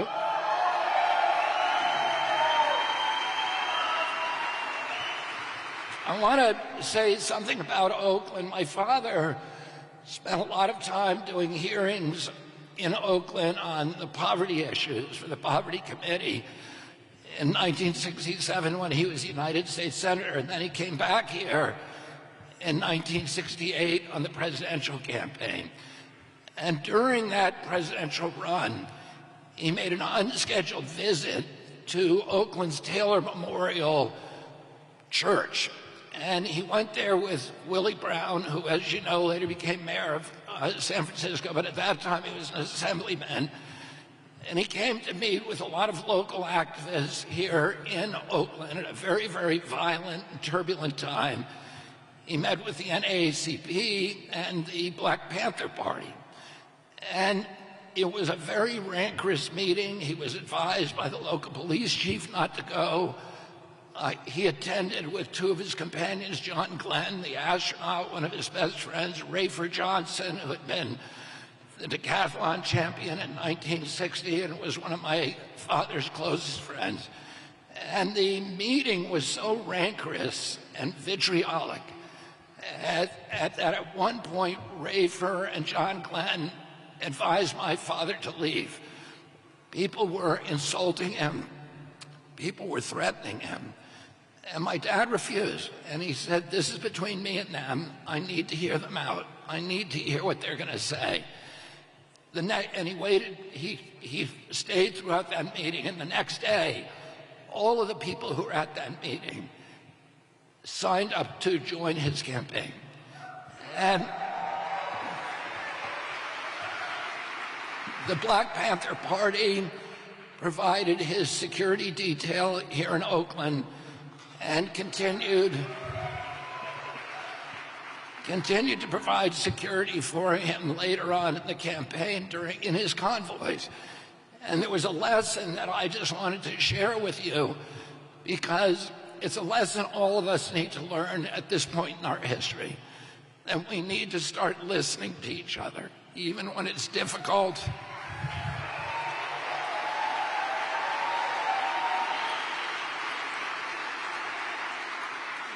We need to sit through the anger. We need to sit with each other and listen to the feelings and not walk away and not see each other as enemies, but learn to love each other even through that anger and vitriol. We need to start coming back to each other as Americans again.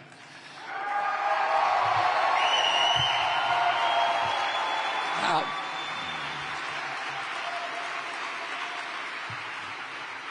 the last time I was in Oakland was when I served on the trial team in the Monsanto cases, and we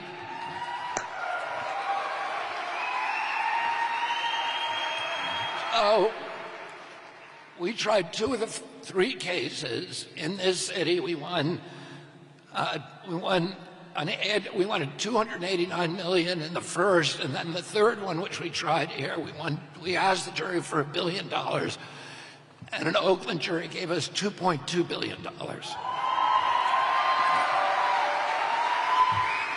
And that brought Monsanto to the negotiating table, and we settled then all 40,000 cases.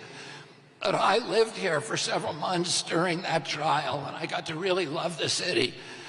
The Monsanto case was the latest in a lifetime of battles for me to get poisons out of our food and out of our farms and to restore our soils.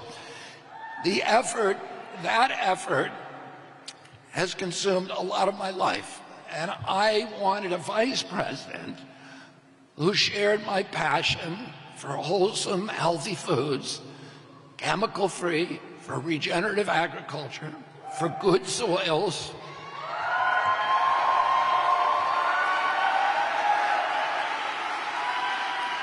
and I found exactly the right person.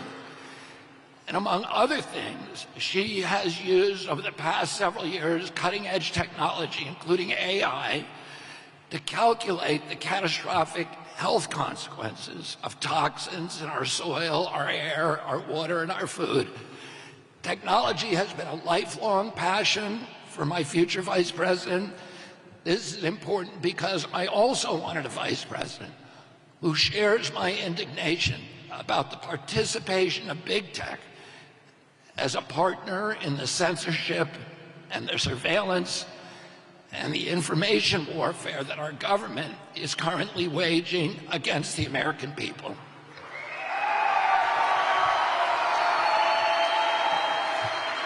And that's why I'm bringing on someone with a deep inside knowledge about how big tech uses AI to manipulate the public.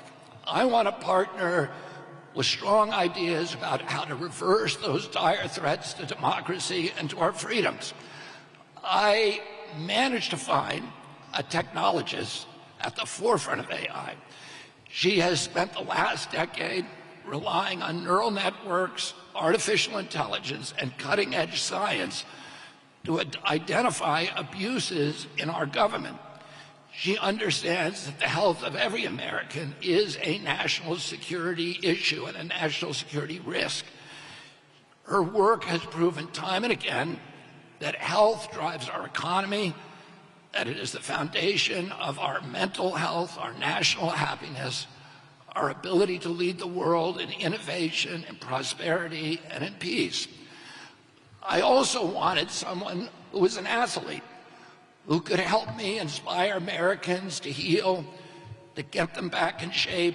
And I'm happy to report that my vice president is an avid surfer,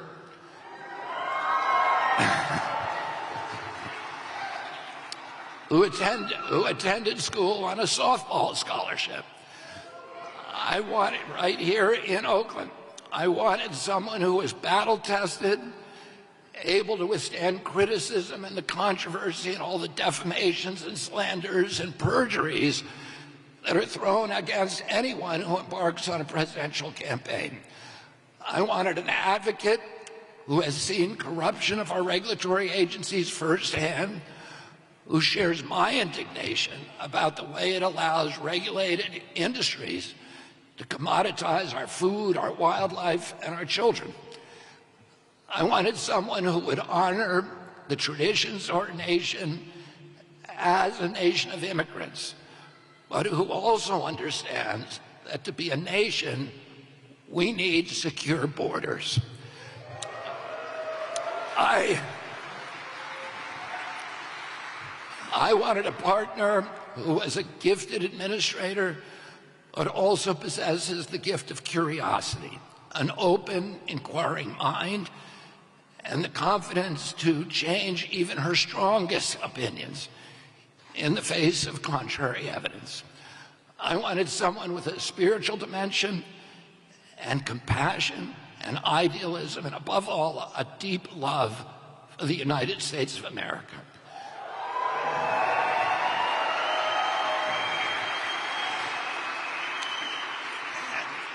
I found all of those qualities in a woman who grew up right here in Oakland, the daughter of immigrants who overcame every daunting obstacle and went on to achieve the highest levels of the American dream.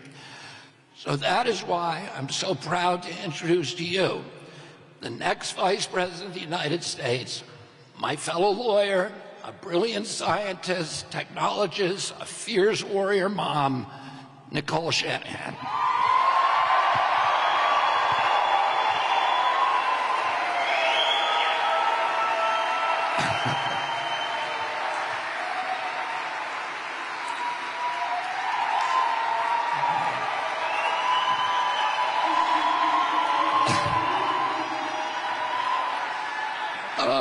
I'm going to tell you a little bit about Nicole before we bring her out here. Then we're going to see a video. And Nicole's personal story began in Oakland. She was the daughter of impoverished immigrants.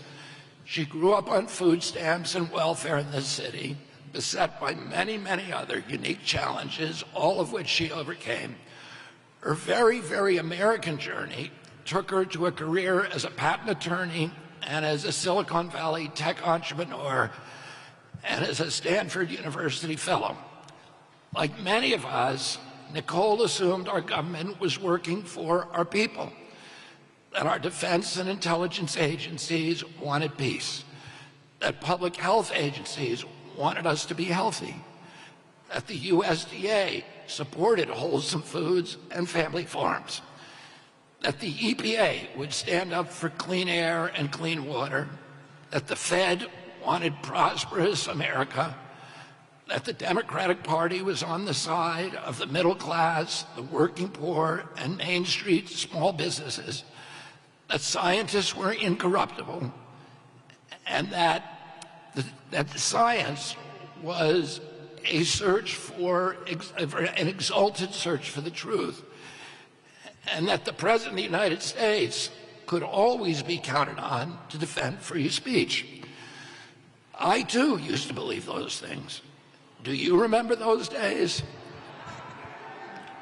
And she'll tell you that she now understands that the defense agencies work for the military-industrial complex, that health agencies work for big pharma, that the USDA works for big ag and the processed food cartels, that the EPA is in cahoots with the polluters, that scientists can be mercenaries, that government officials sometimes act as censors, and that the Fed works for Wall Street and allows millionaire bankers to prey upon Main Street and the American worker. And that's why Nicole and I both left the Democratic Party.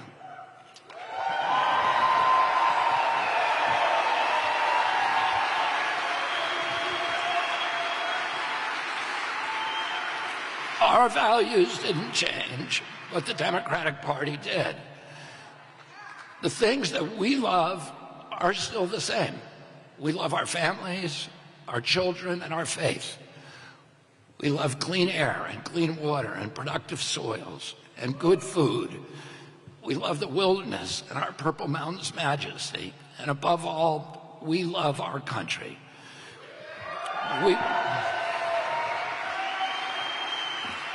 We want America to live up to her highest ideals.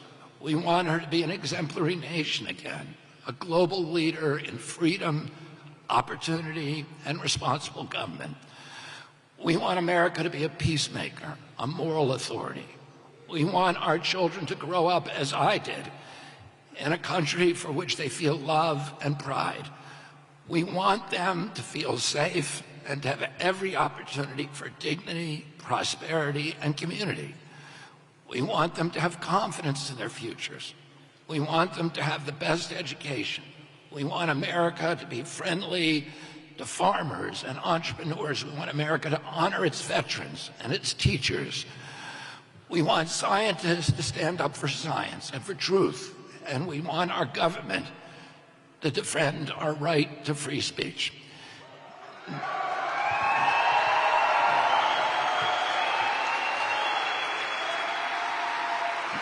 Nicole and I share all of these values. And you know what? Despite the artificially orchestrated divisions, nearly all Americans share the same values that we do. And I'm grateful that Nicole has put her self-interest aside and made the momentous and very, very difficult decision to embark with me on this extraordinary crusade to win back our country.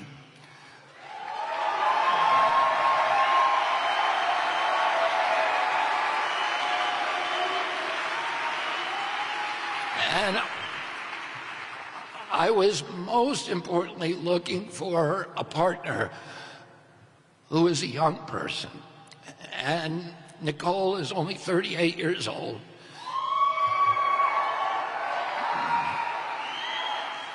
And I wanted that because I want Nicole to be a champion to the growing number of millennials and Gen Z Americans who have lost faith in their future and lost their pride in our country. Many in her generation have stopped believing that older people who have been running our government for so long understand them or represent their interests. That older generation that now dominates Congress, the Supreme Court, and the White House is the same generation, the same people who ran up the $34 trillion debt, and millennials and Gen Z and their children will shoulder the burden. It was my baby boom generation that unleashed the epidemic of chronic disease that has made America the sickest country in the world.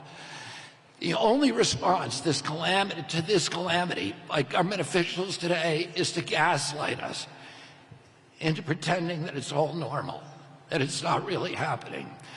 Nicole and I both share doubts about the corporate captured uniparty and that it can produce leaders capable of imagining a different version of America, a hopeful version of the future.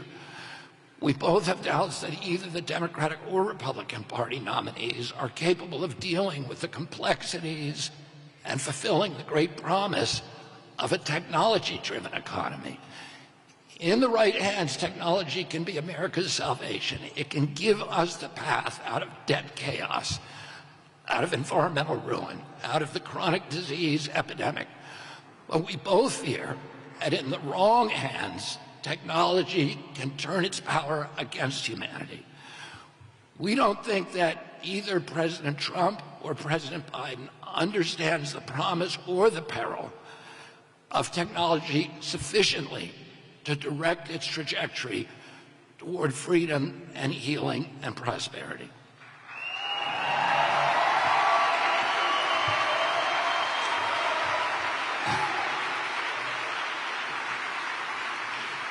And we're now witnessing this dismaying contest between the two oldest presidential candidates in history.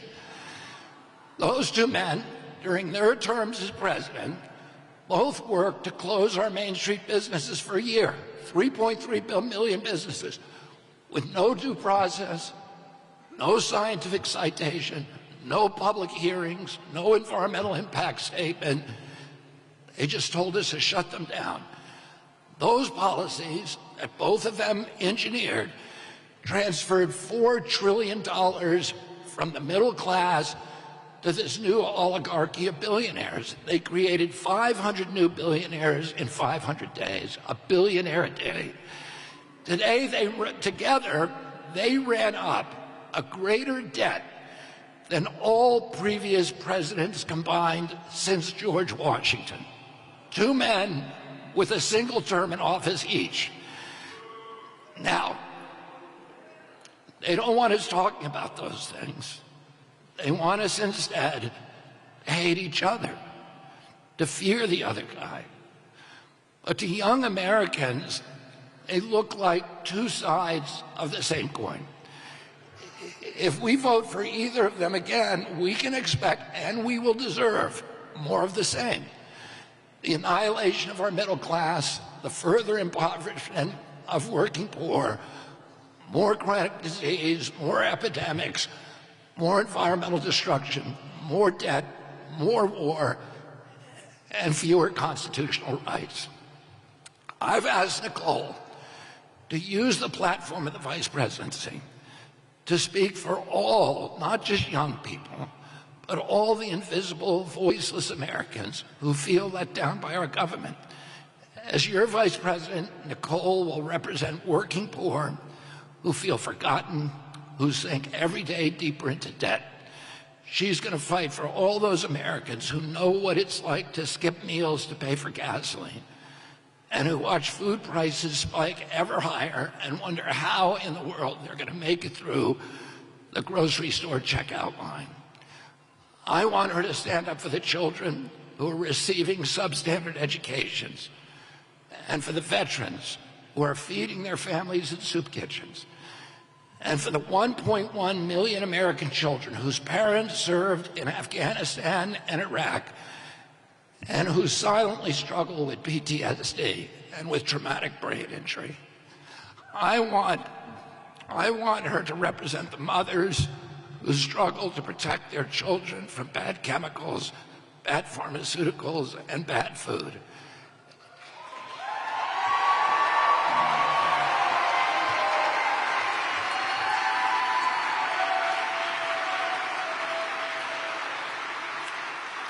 As vice president, she will stand between them and the big ag, big pharma, the chemical industry, the processed food industry, the government regulators who are colluding to poison our kids for profit. And as vice president, she's going to stand with me against the military-industrial complex.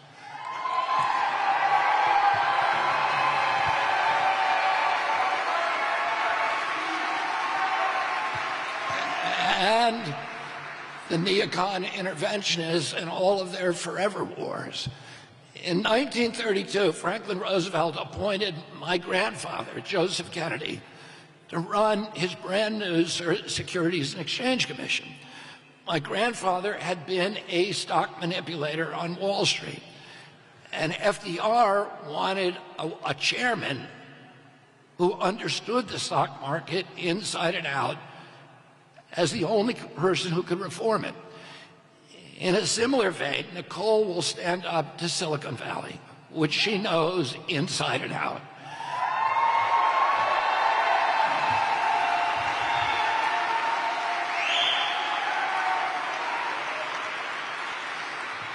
And she's going to stand up to Wall Street, to the big banks, the larcenists, K Street lobbyists, the regulatory czars, the unbridled central bank money printers, the crony capitalists, and all of the other people who have turned our country from a democracy into a corporate kleptocracy. These are the people.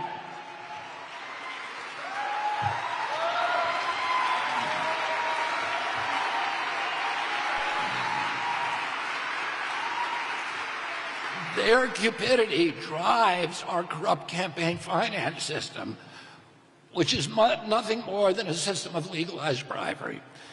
This is a system that has put agency capture on steroids and made our government regulators sock puppets for the industries that they're supposed to regulate. The corrupt merger of state and corporate power now straddles our nation's capital like a mythical harpy, sucking the economic, social, and moral vitality out of the nation's polity of free citizens, gorging itself on the bleaching bones of the American middle class. Nicole is going to help me free our country from that predatory cabal.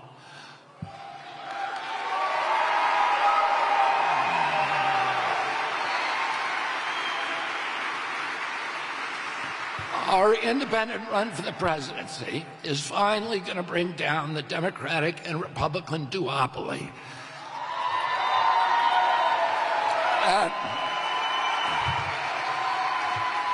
That gave us this ruinous debt, chronic disease, endless wars, lockdowns, mandates, agency capture, and the same Trump-Biden uniparty that has captured and appropriated democracy and turned it over to BlackRock, State Street, and Vanguard, and the other corporate donors. Nicole Shanahan will help me rally support for our revolution against the uniparty rule from both ends of the right and left political spectrum. Now let me tell you what Nicole and I are up against and what we need to do to win and how we're going to do it. The New York Times this week published an article estimating that the Democratic Party war chest will ultimately be, which is $1.1 billion today already, the largest in the history of any political party.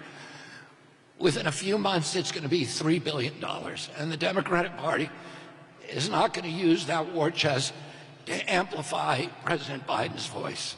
It's using it to stop its opponents from getting on the ballot and to turn Americans against each other and inundate us with fear. Incidentally, the Republican Party will raise about the same amount. Does anybody here think that these big money donors who are giving all that money are acting out of a patriotic impulse? Do you think they're acting out of a humanitarian impulse? No, of course they're not. For them, this is an investment, and they expect a return on that investment, and they expect a very, very big return. The campaign finance system has transformed our government from a model democracy into a corporate kleptocracy. So we're up against this campaign is up against the most powerful financial interest in history. We also face a determined campaign to keep us off the ballot by fair means or foul. Evidently, the Democrats have little faith in their candidate's ability to win in the old-fashioned way at the voting booth. We are going to overcome these financial and legal challenges, but I want to talk about another obstacle that's even more important. It's the obstacle of cynicism. It's the obstacle of fear. It's the deeply ingrained habit of voting for someone you have little passion for because he is the lesser of two evils, because you are so afraid that the other guy will win. Well, don't you want to vote for someone this time?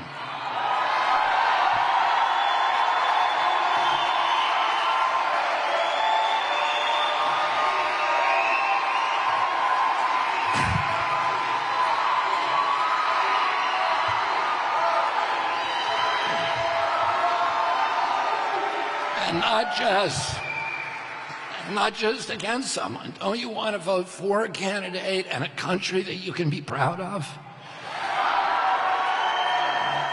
I know you do, because 70% of Americans say that they don't want to have to choose between President Trump and President Biden. They don't want to choose between the lesser of two evils again. They especially don't want to choose between the two men who brought us the $34 trillion debt, the endless wars, the censorship, the corrupt merger of state and corporate power. Republicans and Democrats have taken turns in office for 30 years now, and all of these problems have just gotten worse. That's why those same polls show that my approval ratings are far above those of President Trump and President Biden.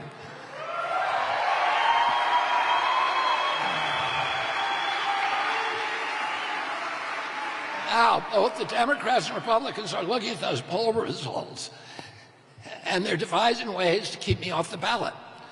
They don't want to give you the choice. You know, when I was a kid, the Democratic Party was fighting. Its primary fight was to make sure that every American had the right to vote, and none of us were disenfranchised. But today's Democratic Party is doing the opposite. It's working to disenfranchise any Americans who they don't think will vote for their agenda. The principal technique is to call me a spoiler and instill fear in Americans that voting for me will get some other terrifying candidate elected. Our campaign is a spoiler. I agree with that.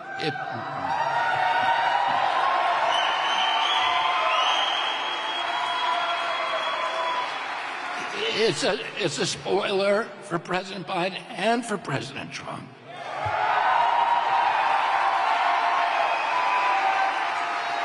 It's a spoiler for the war machine.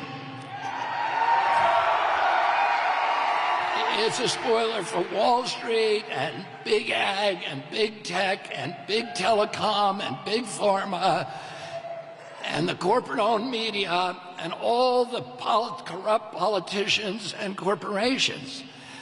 That's why they're trying to keep me off the ballot and to frighten you into choosing between the two tired and unpopular heads of the uniparty.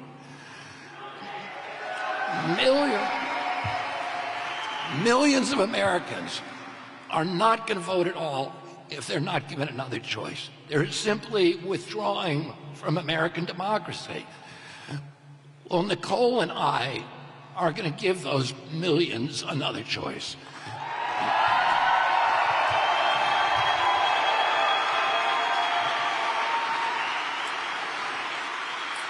The Democrats and Republicans are trying to divide America. They tell us to hate each other, to mistrust each other, to accuse each other of treason, to warn us against these, in apocalyptical terms, that democracy itself is doomed if the other side wins. They turn families against each other. They turn neighbors against each other and friends against each other. They're trying to divide America, but Nicole and I will unite it. And that's our path to victory.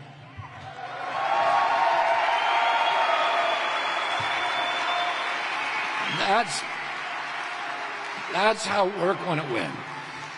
That's how we're going to forge an unstoppable coalition of homeless Democrats and homeless Republicans who are ready to look at the universal values that unite us all, and that every conscientious American wants the same way Nicole wants it and I wants it. All those things that I described, our love, our children, good food, good soils, moral authority around the world, the end of the warfare state, an incorruptible government, all of those things we all want. If we can only persuade enough Americans to vote out of hope rather than of fear, we're going to be in the White House in November.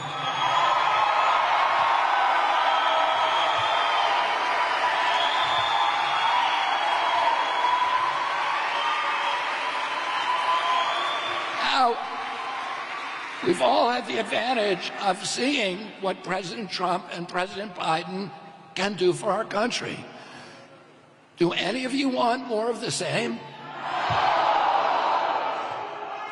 If you want more of the same, you should vote out of fear. If you want genuine change, and you need to take a risk and join Team Kennedy.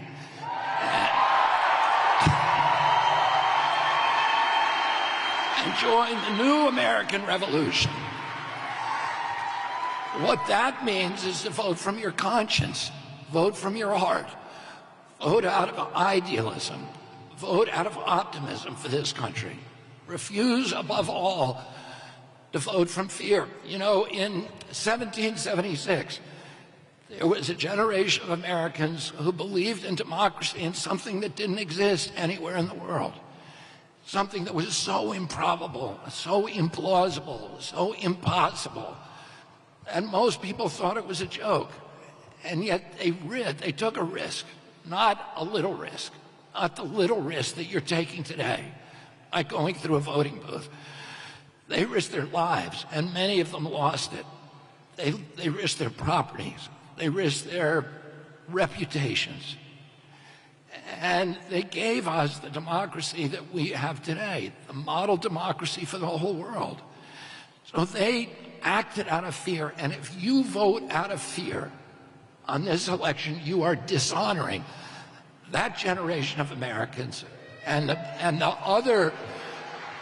thousands and hundreds of thousands of Americans who gave their lives in the Civil War and World War II and World War I and all of the other times that people went and risked their lives to defend our country. If Nicole and I can get Americans to refuse to vote from fear, we're going to be in the White House in November.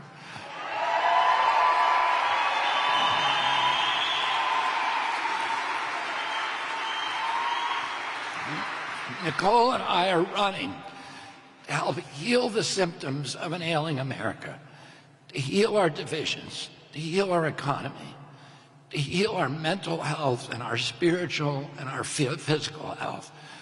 We can't do it alone. We need you.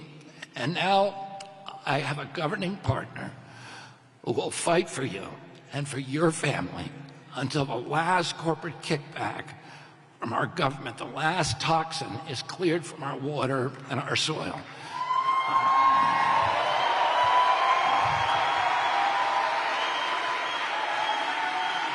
Until the last American child gets to live a healthy life and to pursue their own happiness in the land of the free. Until the last censor is gone from our government. I'm confident that there is no American more qualified than Nicole Shanahan to play this role. So I'm proud to introduce to all of you the next Vice President of the United States of America, Nicole Shanahan. Thank you all very much.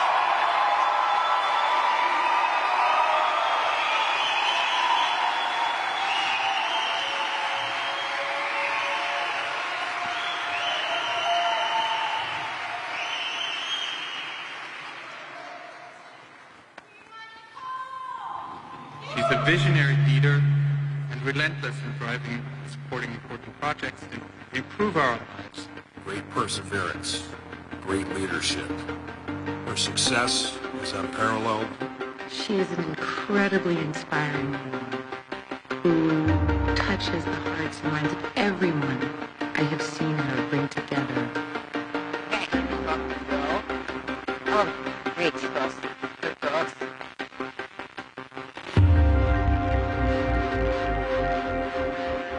What young people are faced with today is completely unprecedented, and it's going to take a new generation of leadership that understands deeply those threats because they are themselves technologists to address the issues at hand. It's going to take leadership that has spent their life in technology. It's going to take leadership that understands what questions to ask, how to ask them, and what it looks like to implement a plan. This is not the America of the 1950s. This is the America of 2024. And in this America, it's going to take communities coming to the White House that never have actually been in the White House. And these are going to be tech communities. These are going to be Gen Z communities. These are going to be millennial communities who really believe that working together is going to get us to a healthier America with solutions that actually work. I was born in Roseville, California, near Sacramento. Then my mom and dad decided to move back to Oakland into the home my dad grew up in. You learn from a young age growing up in Oakland that we are all made equal and we all get a shot at something great.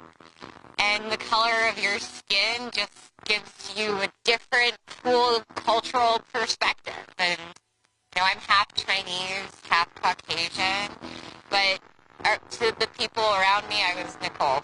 My mom immigrated to the United States in 1983 from Guangzhou, China. My father, in particular, struggled with substance abuse, various mental health challenges. We relied on government assistance for a good portion of my childhood. Every time my dad lost a job, there wasn't a lot of money to cover basic expenses like food. And we would get food stamps and go to the local grocery store with our mom, my brother, and I. And at the checkout counter, I remember she would ask my brother and I to go stand by the magazines when it was time to pay. Whew. It was hard. It's really hard. Those programs, they saved my family. They gave me a chance. I went to the University of Puget Sound in Tacoma, Washington. I graduated in 2007, and I started working actually on medical device patents as a paralegal. I was always asked to be kind of the resident law firm nerd that was in charge of making sure the software always worked well and represented all the client data correctly. And I loved it. I was at Santa Clara Law School, which is really in the heart of Silicon Valley, and trains some of the top IP law professionals in the country. In 2014, I joined Stanford Law and Computer Science to become a Codex Fellow. My center at Stanford, Codex, one of our core themes is how to build humanistic programming into AI. AI unregulated can be disastrous for us. We're already seeing early signs of it.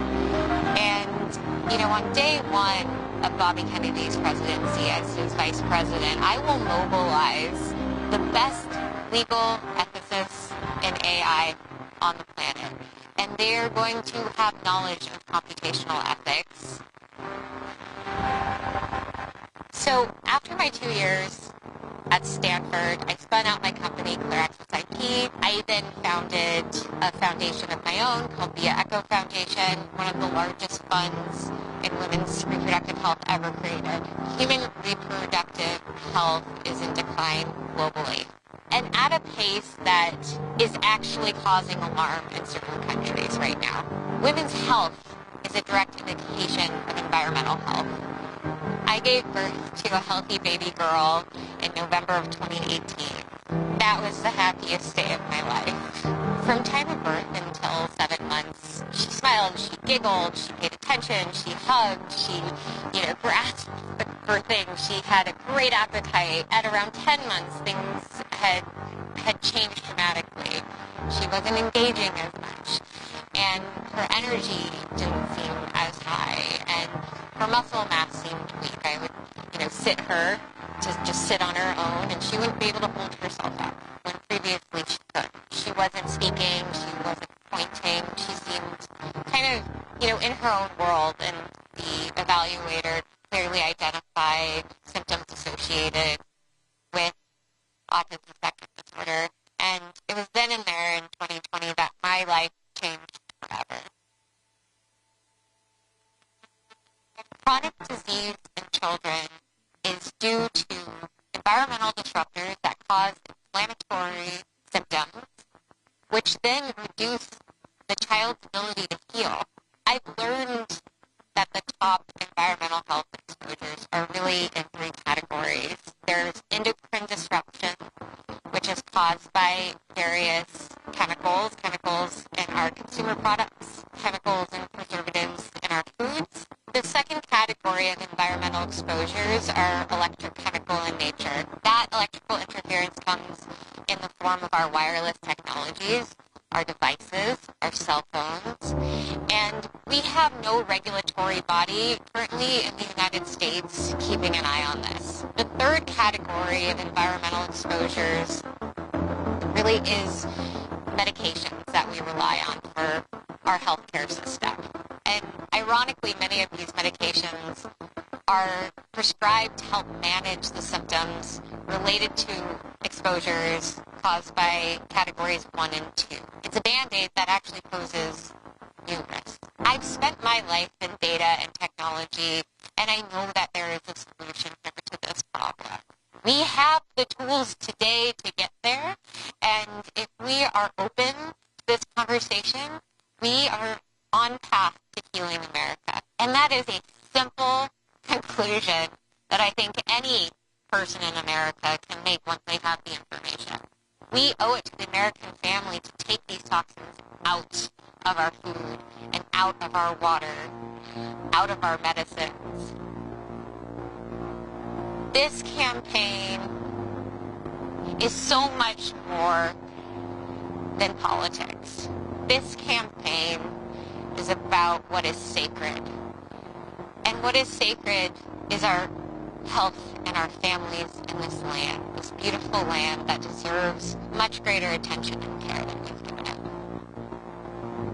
I'm making this move as an independent now because I've been finding it harder and harder to find the leadership in the White House that represents the issues closest to my heart. And in order for us to get there, I think we all need to rethink what has happened to the DNC and the RNC for that matter.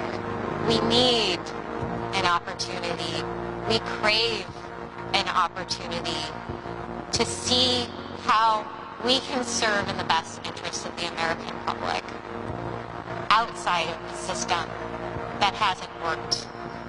We deserve a real election of optimism. And that's what Bobby Kennedy gives us a chance at.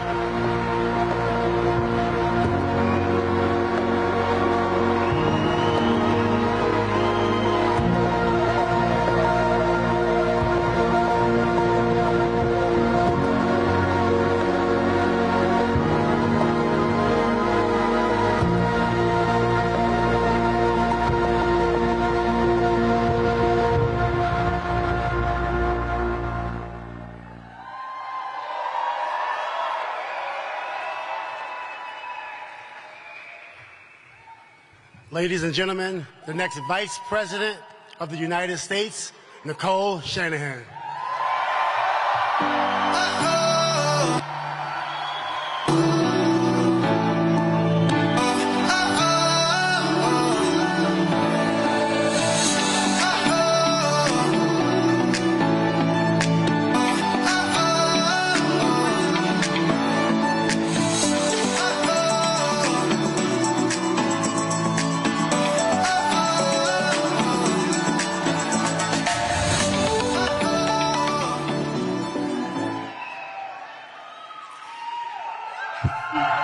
Hi, everybody.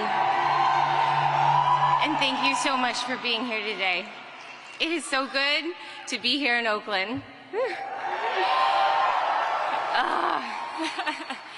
This city will always have a special place in my heart.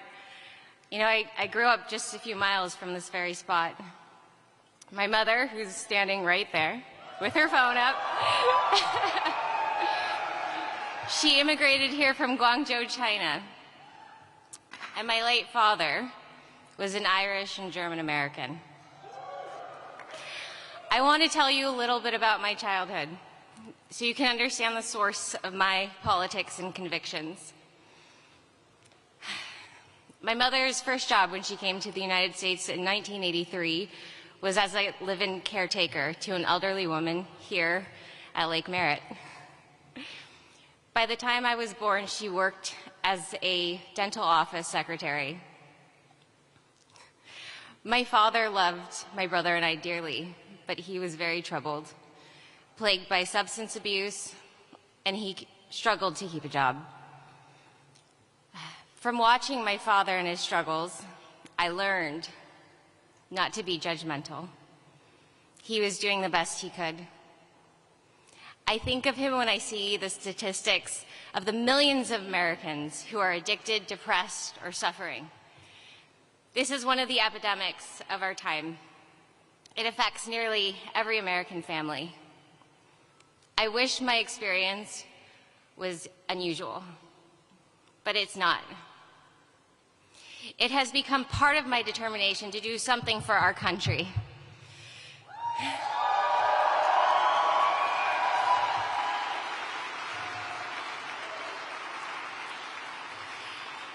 Every time my dad lost his job, our family just couldn't cover expenses. Food, gas, clothing, upkeep. It adds up more than you have in this situation. I know a lot of Americans know exactly what that's like, to just be one misfortune away from disaster. I don't think we would have made it without food stamps and government help. My mom worked hard, but it wouldn't have been possible to keep it together without that help. As you probably know, I became very wealthy later on in life, but my roots in Oakland taught me many things I have never forgotten. That the purpose of wealth is to help those in need.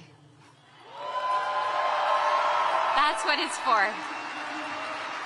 And I want to bring back I want to bring that back to politics too. That is the purpose of privilege. I went to St. Mary's High School, just a few miles from here. In my junior year, we have some St. Mary's Panthers here. In my junior year, I had another formative experience, and that set me up for this lifetime of political consciousness. I applied for a program to live with families in El Salvador. In praying with these families and helping them rebuild after the civil war there, I learned what war really is. I learned how it rips lives apart, it brutalizes children, how it visits unspeakable horror on the innocent. And I also learned the resilience of the human spirit and its infinite capacity to heal, to forgive and to restore. El Salvador is where I came to understand war, but more importantly is where I also came to understand peace. That is what inspired me to my first political action in high school. At the onset of the Iraq War, I became an anti-war activist. Yes. If I'm being honest, I didn't really know how to do it. I printed pamphlets and I led a walkout, and we went to our local radio station. But I knew in my bones then that violence begets more violence. I'd seen what that does to society, and I didn't want my country, the country I love so dearly, to be doing that in the world. Yeah.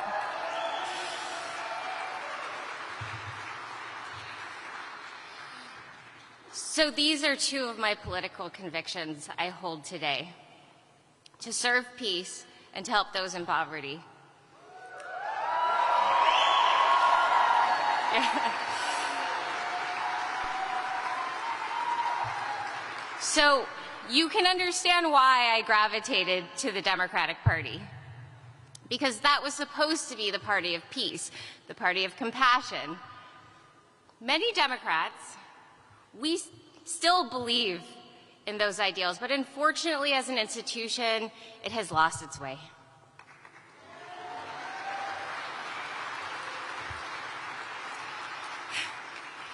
There is only one anti-war candidate today, and you won't find him in the Democratic Party or the Republican Party. He is an independent, Robert F. Kennedy Jr.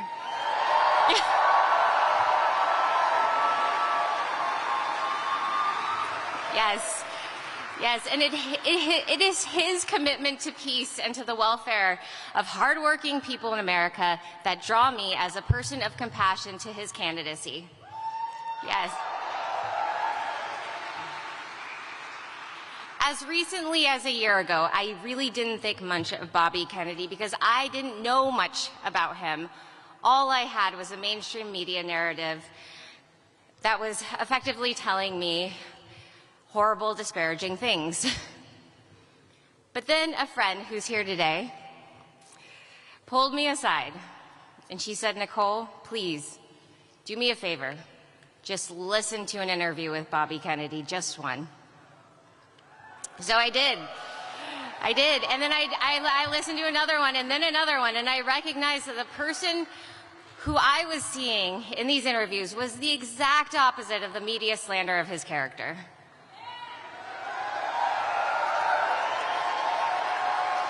I saw a person of intelligence, of compassion, and of reason. I saw a fellow lawyer who had committed himself to finding the truth and fighting for the environment and for people. I discovered a person who speaks out on issues that, even though they are critically important to human health and welfare, are consistently ignored by our government. And for the first time in a long time, I felt hope for our democracy again. We can do this. It's possible. One of those issues also happens to be a passion of mine and a focus of my philanthropic work: chronic disease. I got into it through my own journey of reproductive health, followed by a steep learning curve for caring for my daughter who has an autism diagnosis. In that journey, I discovered that women's fertility is in precipitous decline around the world. We are facing a crisis in reproductive health that is embedded in the larger epidemic of chronic disease. Because it has been so personal for me and my daughter, I got deep into the research and consulted some of the best scientists and doctors. Let me tell you what I found. There are three main causes.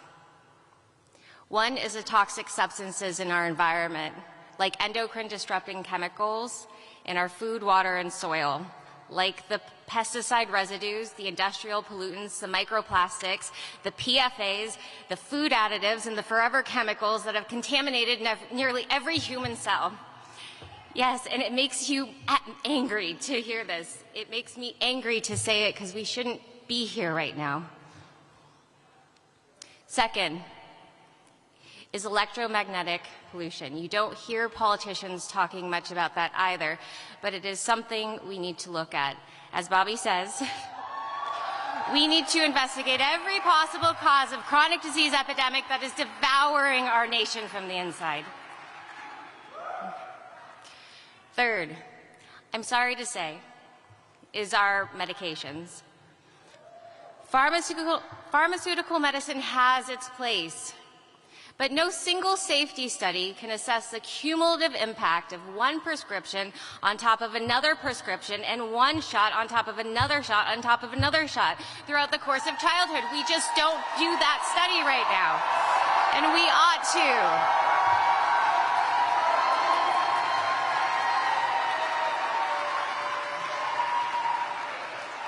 We can, and we will. Conditions like autism used to be 1 in 10,000. Now here in the state of California, it is 1 in 22.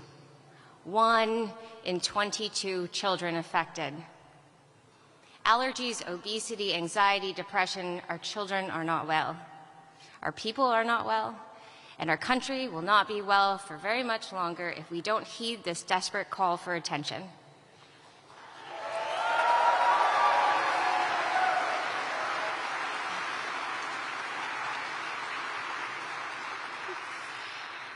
I've spoken to our government agencies. Trust me, I've tried. I've spoken to senators, I've spoken to governors. They all know something is wrong, but none of them take any action.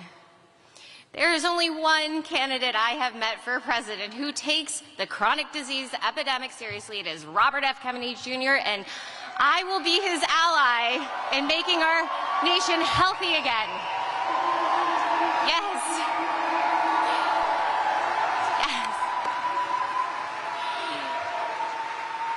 It is not about a new pill or, quote, finding the cure. We know the cure is cleaning up our environment and providing the basic public goods that are the foundational conditions for health and healing. It is about a shift in our priorities. It is about compassion. Chronic disease, addiction, poverty, depression, this is where Americans are hurting the most. It is time for politicians to listen.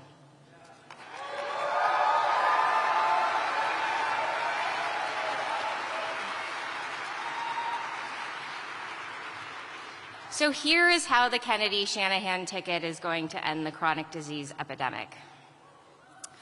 While Bobby is focused on ending the corporate capture of our regulatory agencies, I am going to assemble the best technologists and scientists in the world, and we will use the latest in AI and computation and examine the health records databases of our nation and those other nations who are also on a quest to solve chronic disease. We will find the answers. We will find the answers to our most pressing health concerns within weeks, not decades. We can, if we have access to those databases. It is time to move out of the dark ages of medicine. We can solve the mysteries guarded by corporate influence. We can move from Band-Aid solutions, and we can end this chronic disease epidemic once and for all. I believe it.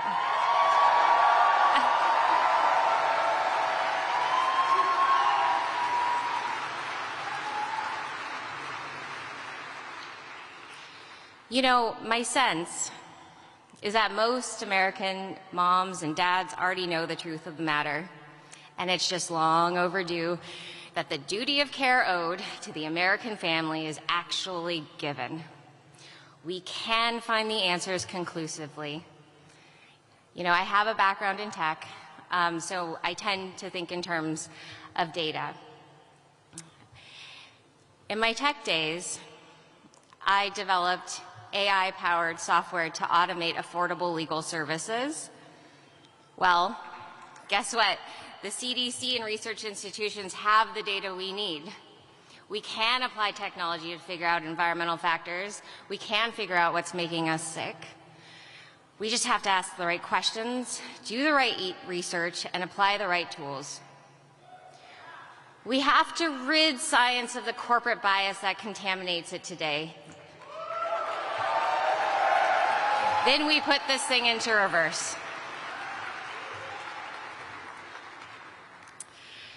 So actually, the first issue that I applied my tech background to was criminal justice. It was across the bay in San Francisco, where the district attorney's office needed help examining thousands of police records thought to contain evidence of racial bias, wrongful arrest, and patterns of prejudice.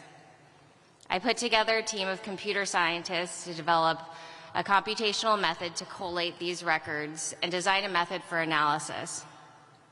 But what I really learned through this was the sorry state of criminal justice in our country.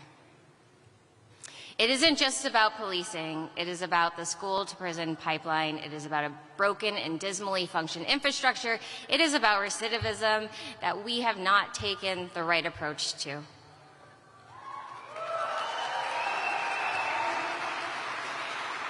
How do we make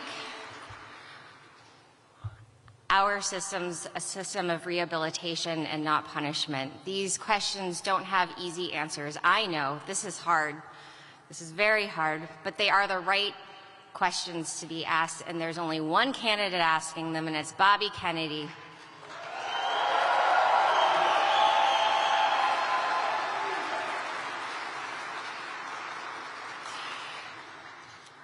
And I'm going to mention one more issue close to my heart. This has to do with climate. My interest in health and solving climate issues has led me to the realm of agriculture. I realize that a nation's health comes down to its soil and the people who work it. Hell yeah. Healthy soil is the foundation of healthy food, it is the foundation of a healthy ecosystem, and it is our answer to the climate crisis.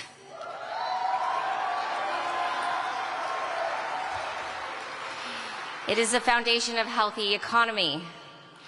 But what politician besides Bobby Kennedy do you ever hear talking about soil? None. I've produced 2 films on the issue. Common Ground is the latest.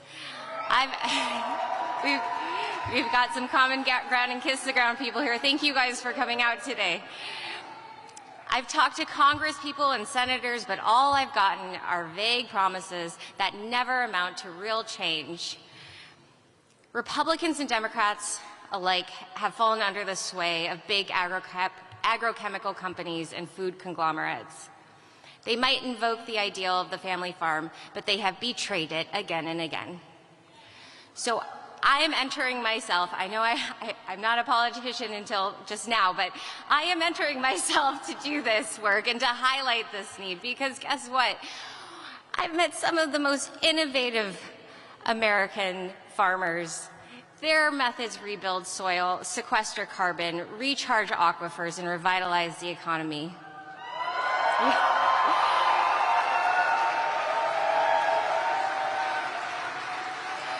And you know what? We don't have to force anyone to do anything or to imitate them. All we have to do is change our system of regulation and subsidy to support those methods.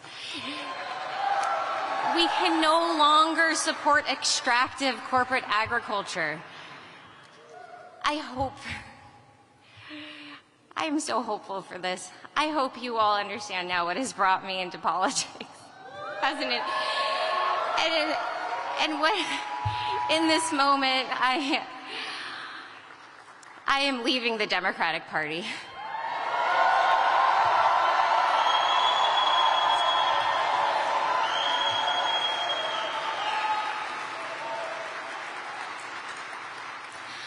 And I want to say two things about that.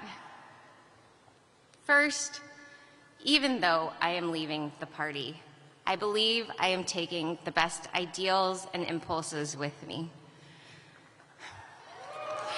The Democratic Party is supposed to be the party of compassion. It is supposed to be the party of diplomacy and science. It is supposed to be the party of civil liberties and free speech, and most importantly, the party of the middle class and the American dream. While I know many Democrats still abide by those values, I want to point out, and I've been in touch with many people in the Democratic Party, I do believe they've lost their way in their leadership.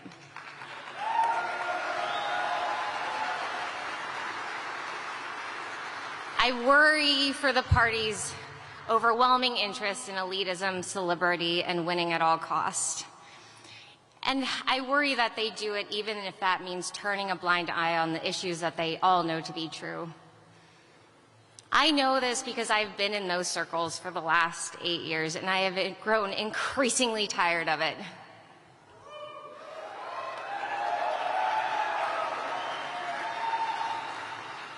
It wasn't until I met Bobby and the people supporting him that I felt any hope in the outcome of this election. As I've re-examined my Democratic Party assumptions, I have seen conservative voters with new eyes too. I have met farmers, I have met hunters who are some of the most staunch conservationists I have ever met, who understand ecosystems better than most. I have met mothers protecting their children who are searching every possible avenue for their health. And yet the Republican Party, like the Democratic, is letting them down because the actions of the party are diverting from the values that actually support individual freedom.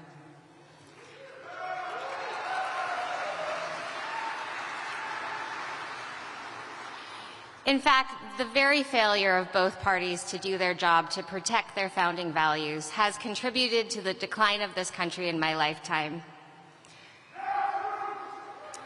Maybe that's why I see so many Republicans disillusioned with their party as I become disillusioned with mine.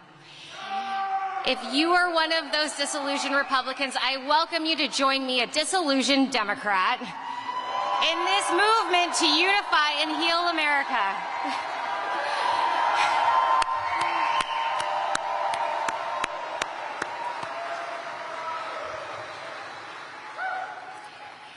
This independent movement comes at a time of extreme division in America that threatens to tear this country apart. Yes, let's fix it. It is time for a realignment. It is time, as Bobby Kennedy says, to focus on our unifying values rather than our divisions. And so if anyone is listening who never considered an independent ticket, I want to extend the same invitation to you that my friend did to me last year. Please listen to Bobby Kennedy in his own words. Take a look at his vision for America. It is a vision that I share too, as I spend the next 7 months of my life getting him on each and every ballot in this country.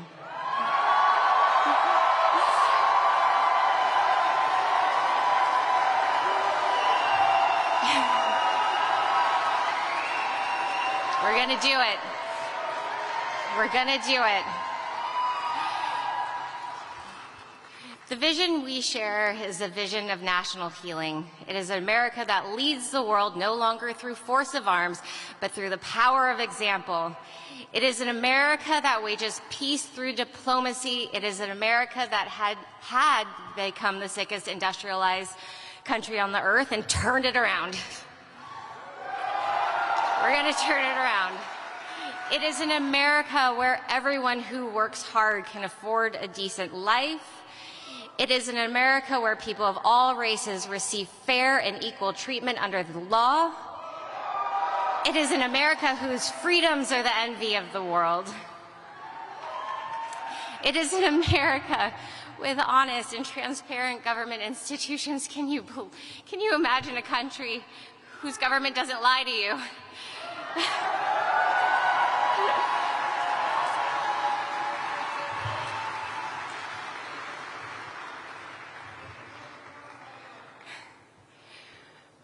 People talk about my age. It's true. I will be the youngest vice president in American history.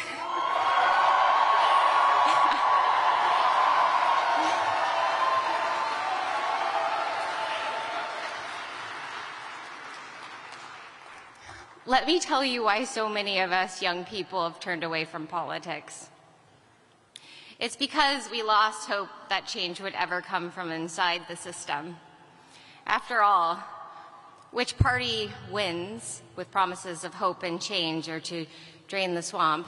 Things proceed as usual, declining bit by bit each passing year. So that's the reason. But the other reason is that we can't stand the phoniness anymore. We can't stand the lies. We can't stand the inauthenticity. And that's why Bobby Kennedy leads in all the polls among young people. We are hearing our voice in his.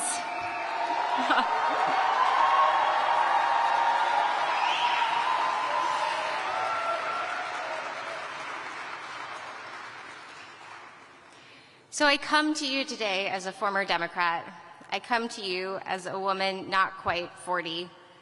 I come to you as someone who has experienced sickness and health and poverty and wealth.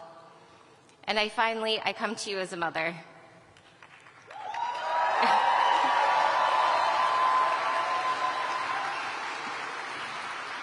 You know, most of the philanthropists I work with are women, other mothers. And initially, it was a mother who's here today who reached out to inspire support in this campaign. I never thought in a million years I would be up here running for vice president. No. No. But what I am doing is I'm joining the millions of mothers out there who support this candidacy.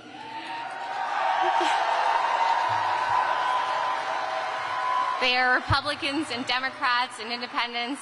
They read the labels at the supermarkets and order how to keep their kids healthy. They watch in anguish, many of them, when their children suffer from chronic disease. They cry silently as their teenagers deal with depression, anxiety, and addiction. They do their best to hold it together, and they do because they're frickin' strong. They're my heroes.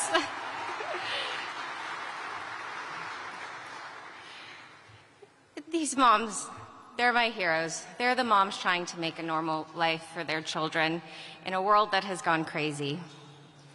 As a mother myself who knows the firsthand challenges of raising a child with special needs, I promise to you to make this world a little less crazy. I will work with Bobby Kennedy to make America once again a country of peace, a country of compassion, a country that is prosperous and free. And this won't happen overnight, but I have seen miracles that the human spirit can accomplish. I have seen its resilience. And most importantly, I have seen its capacity to heal. And what is possible for the human being is also possible for our nation. So please, join me and Robert F. Kennedy Jr. in the healing of America. We've got this.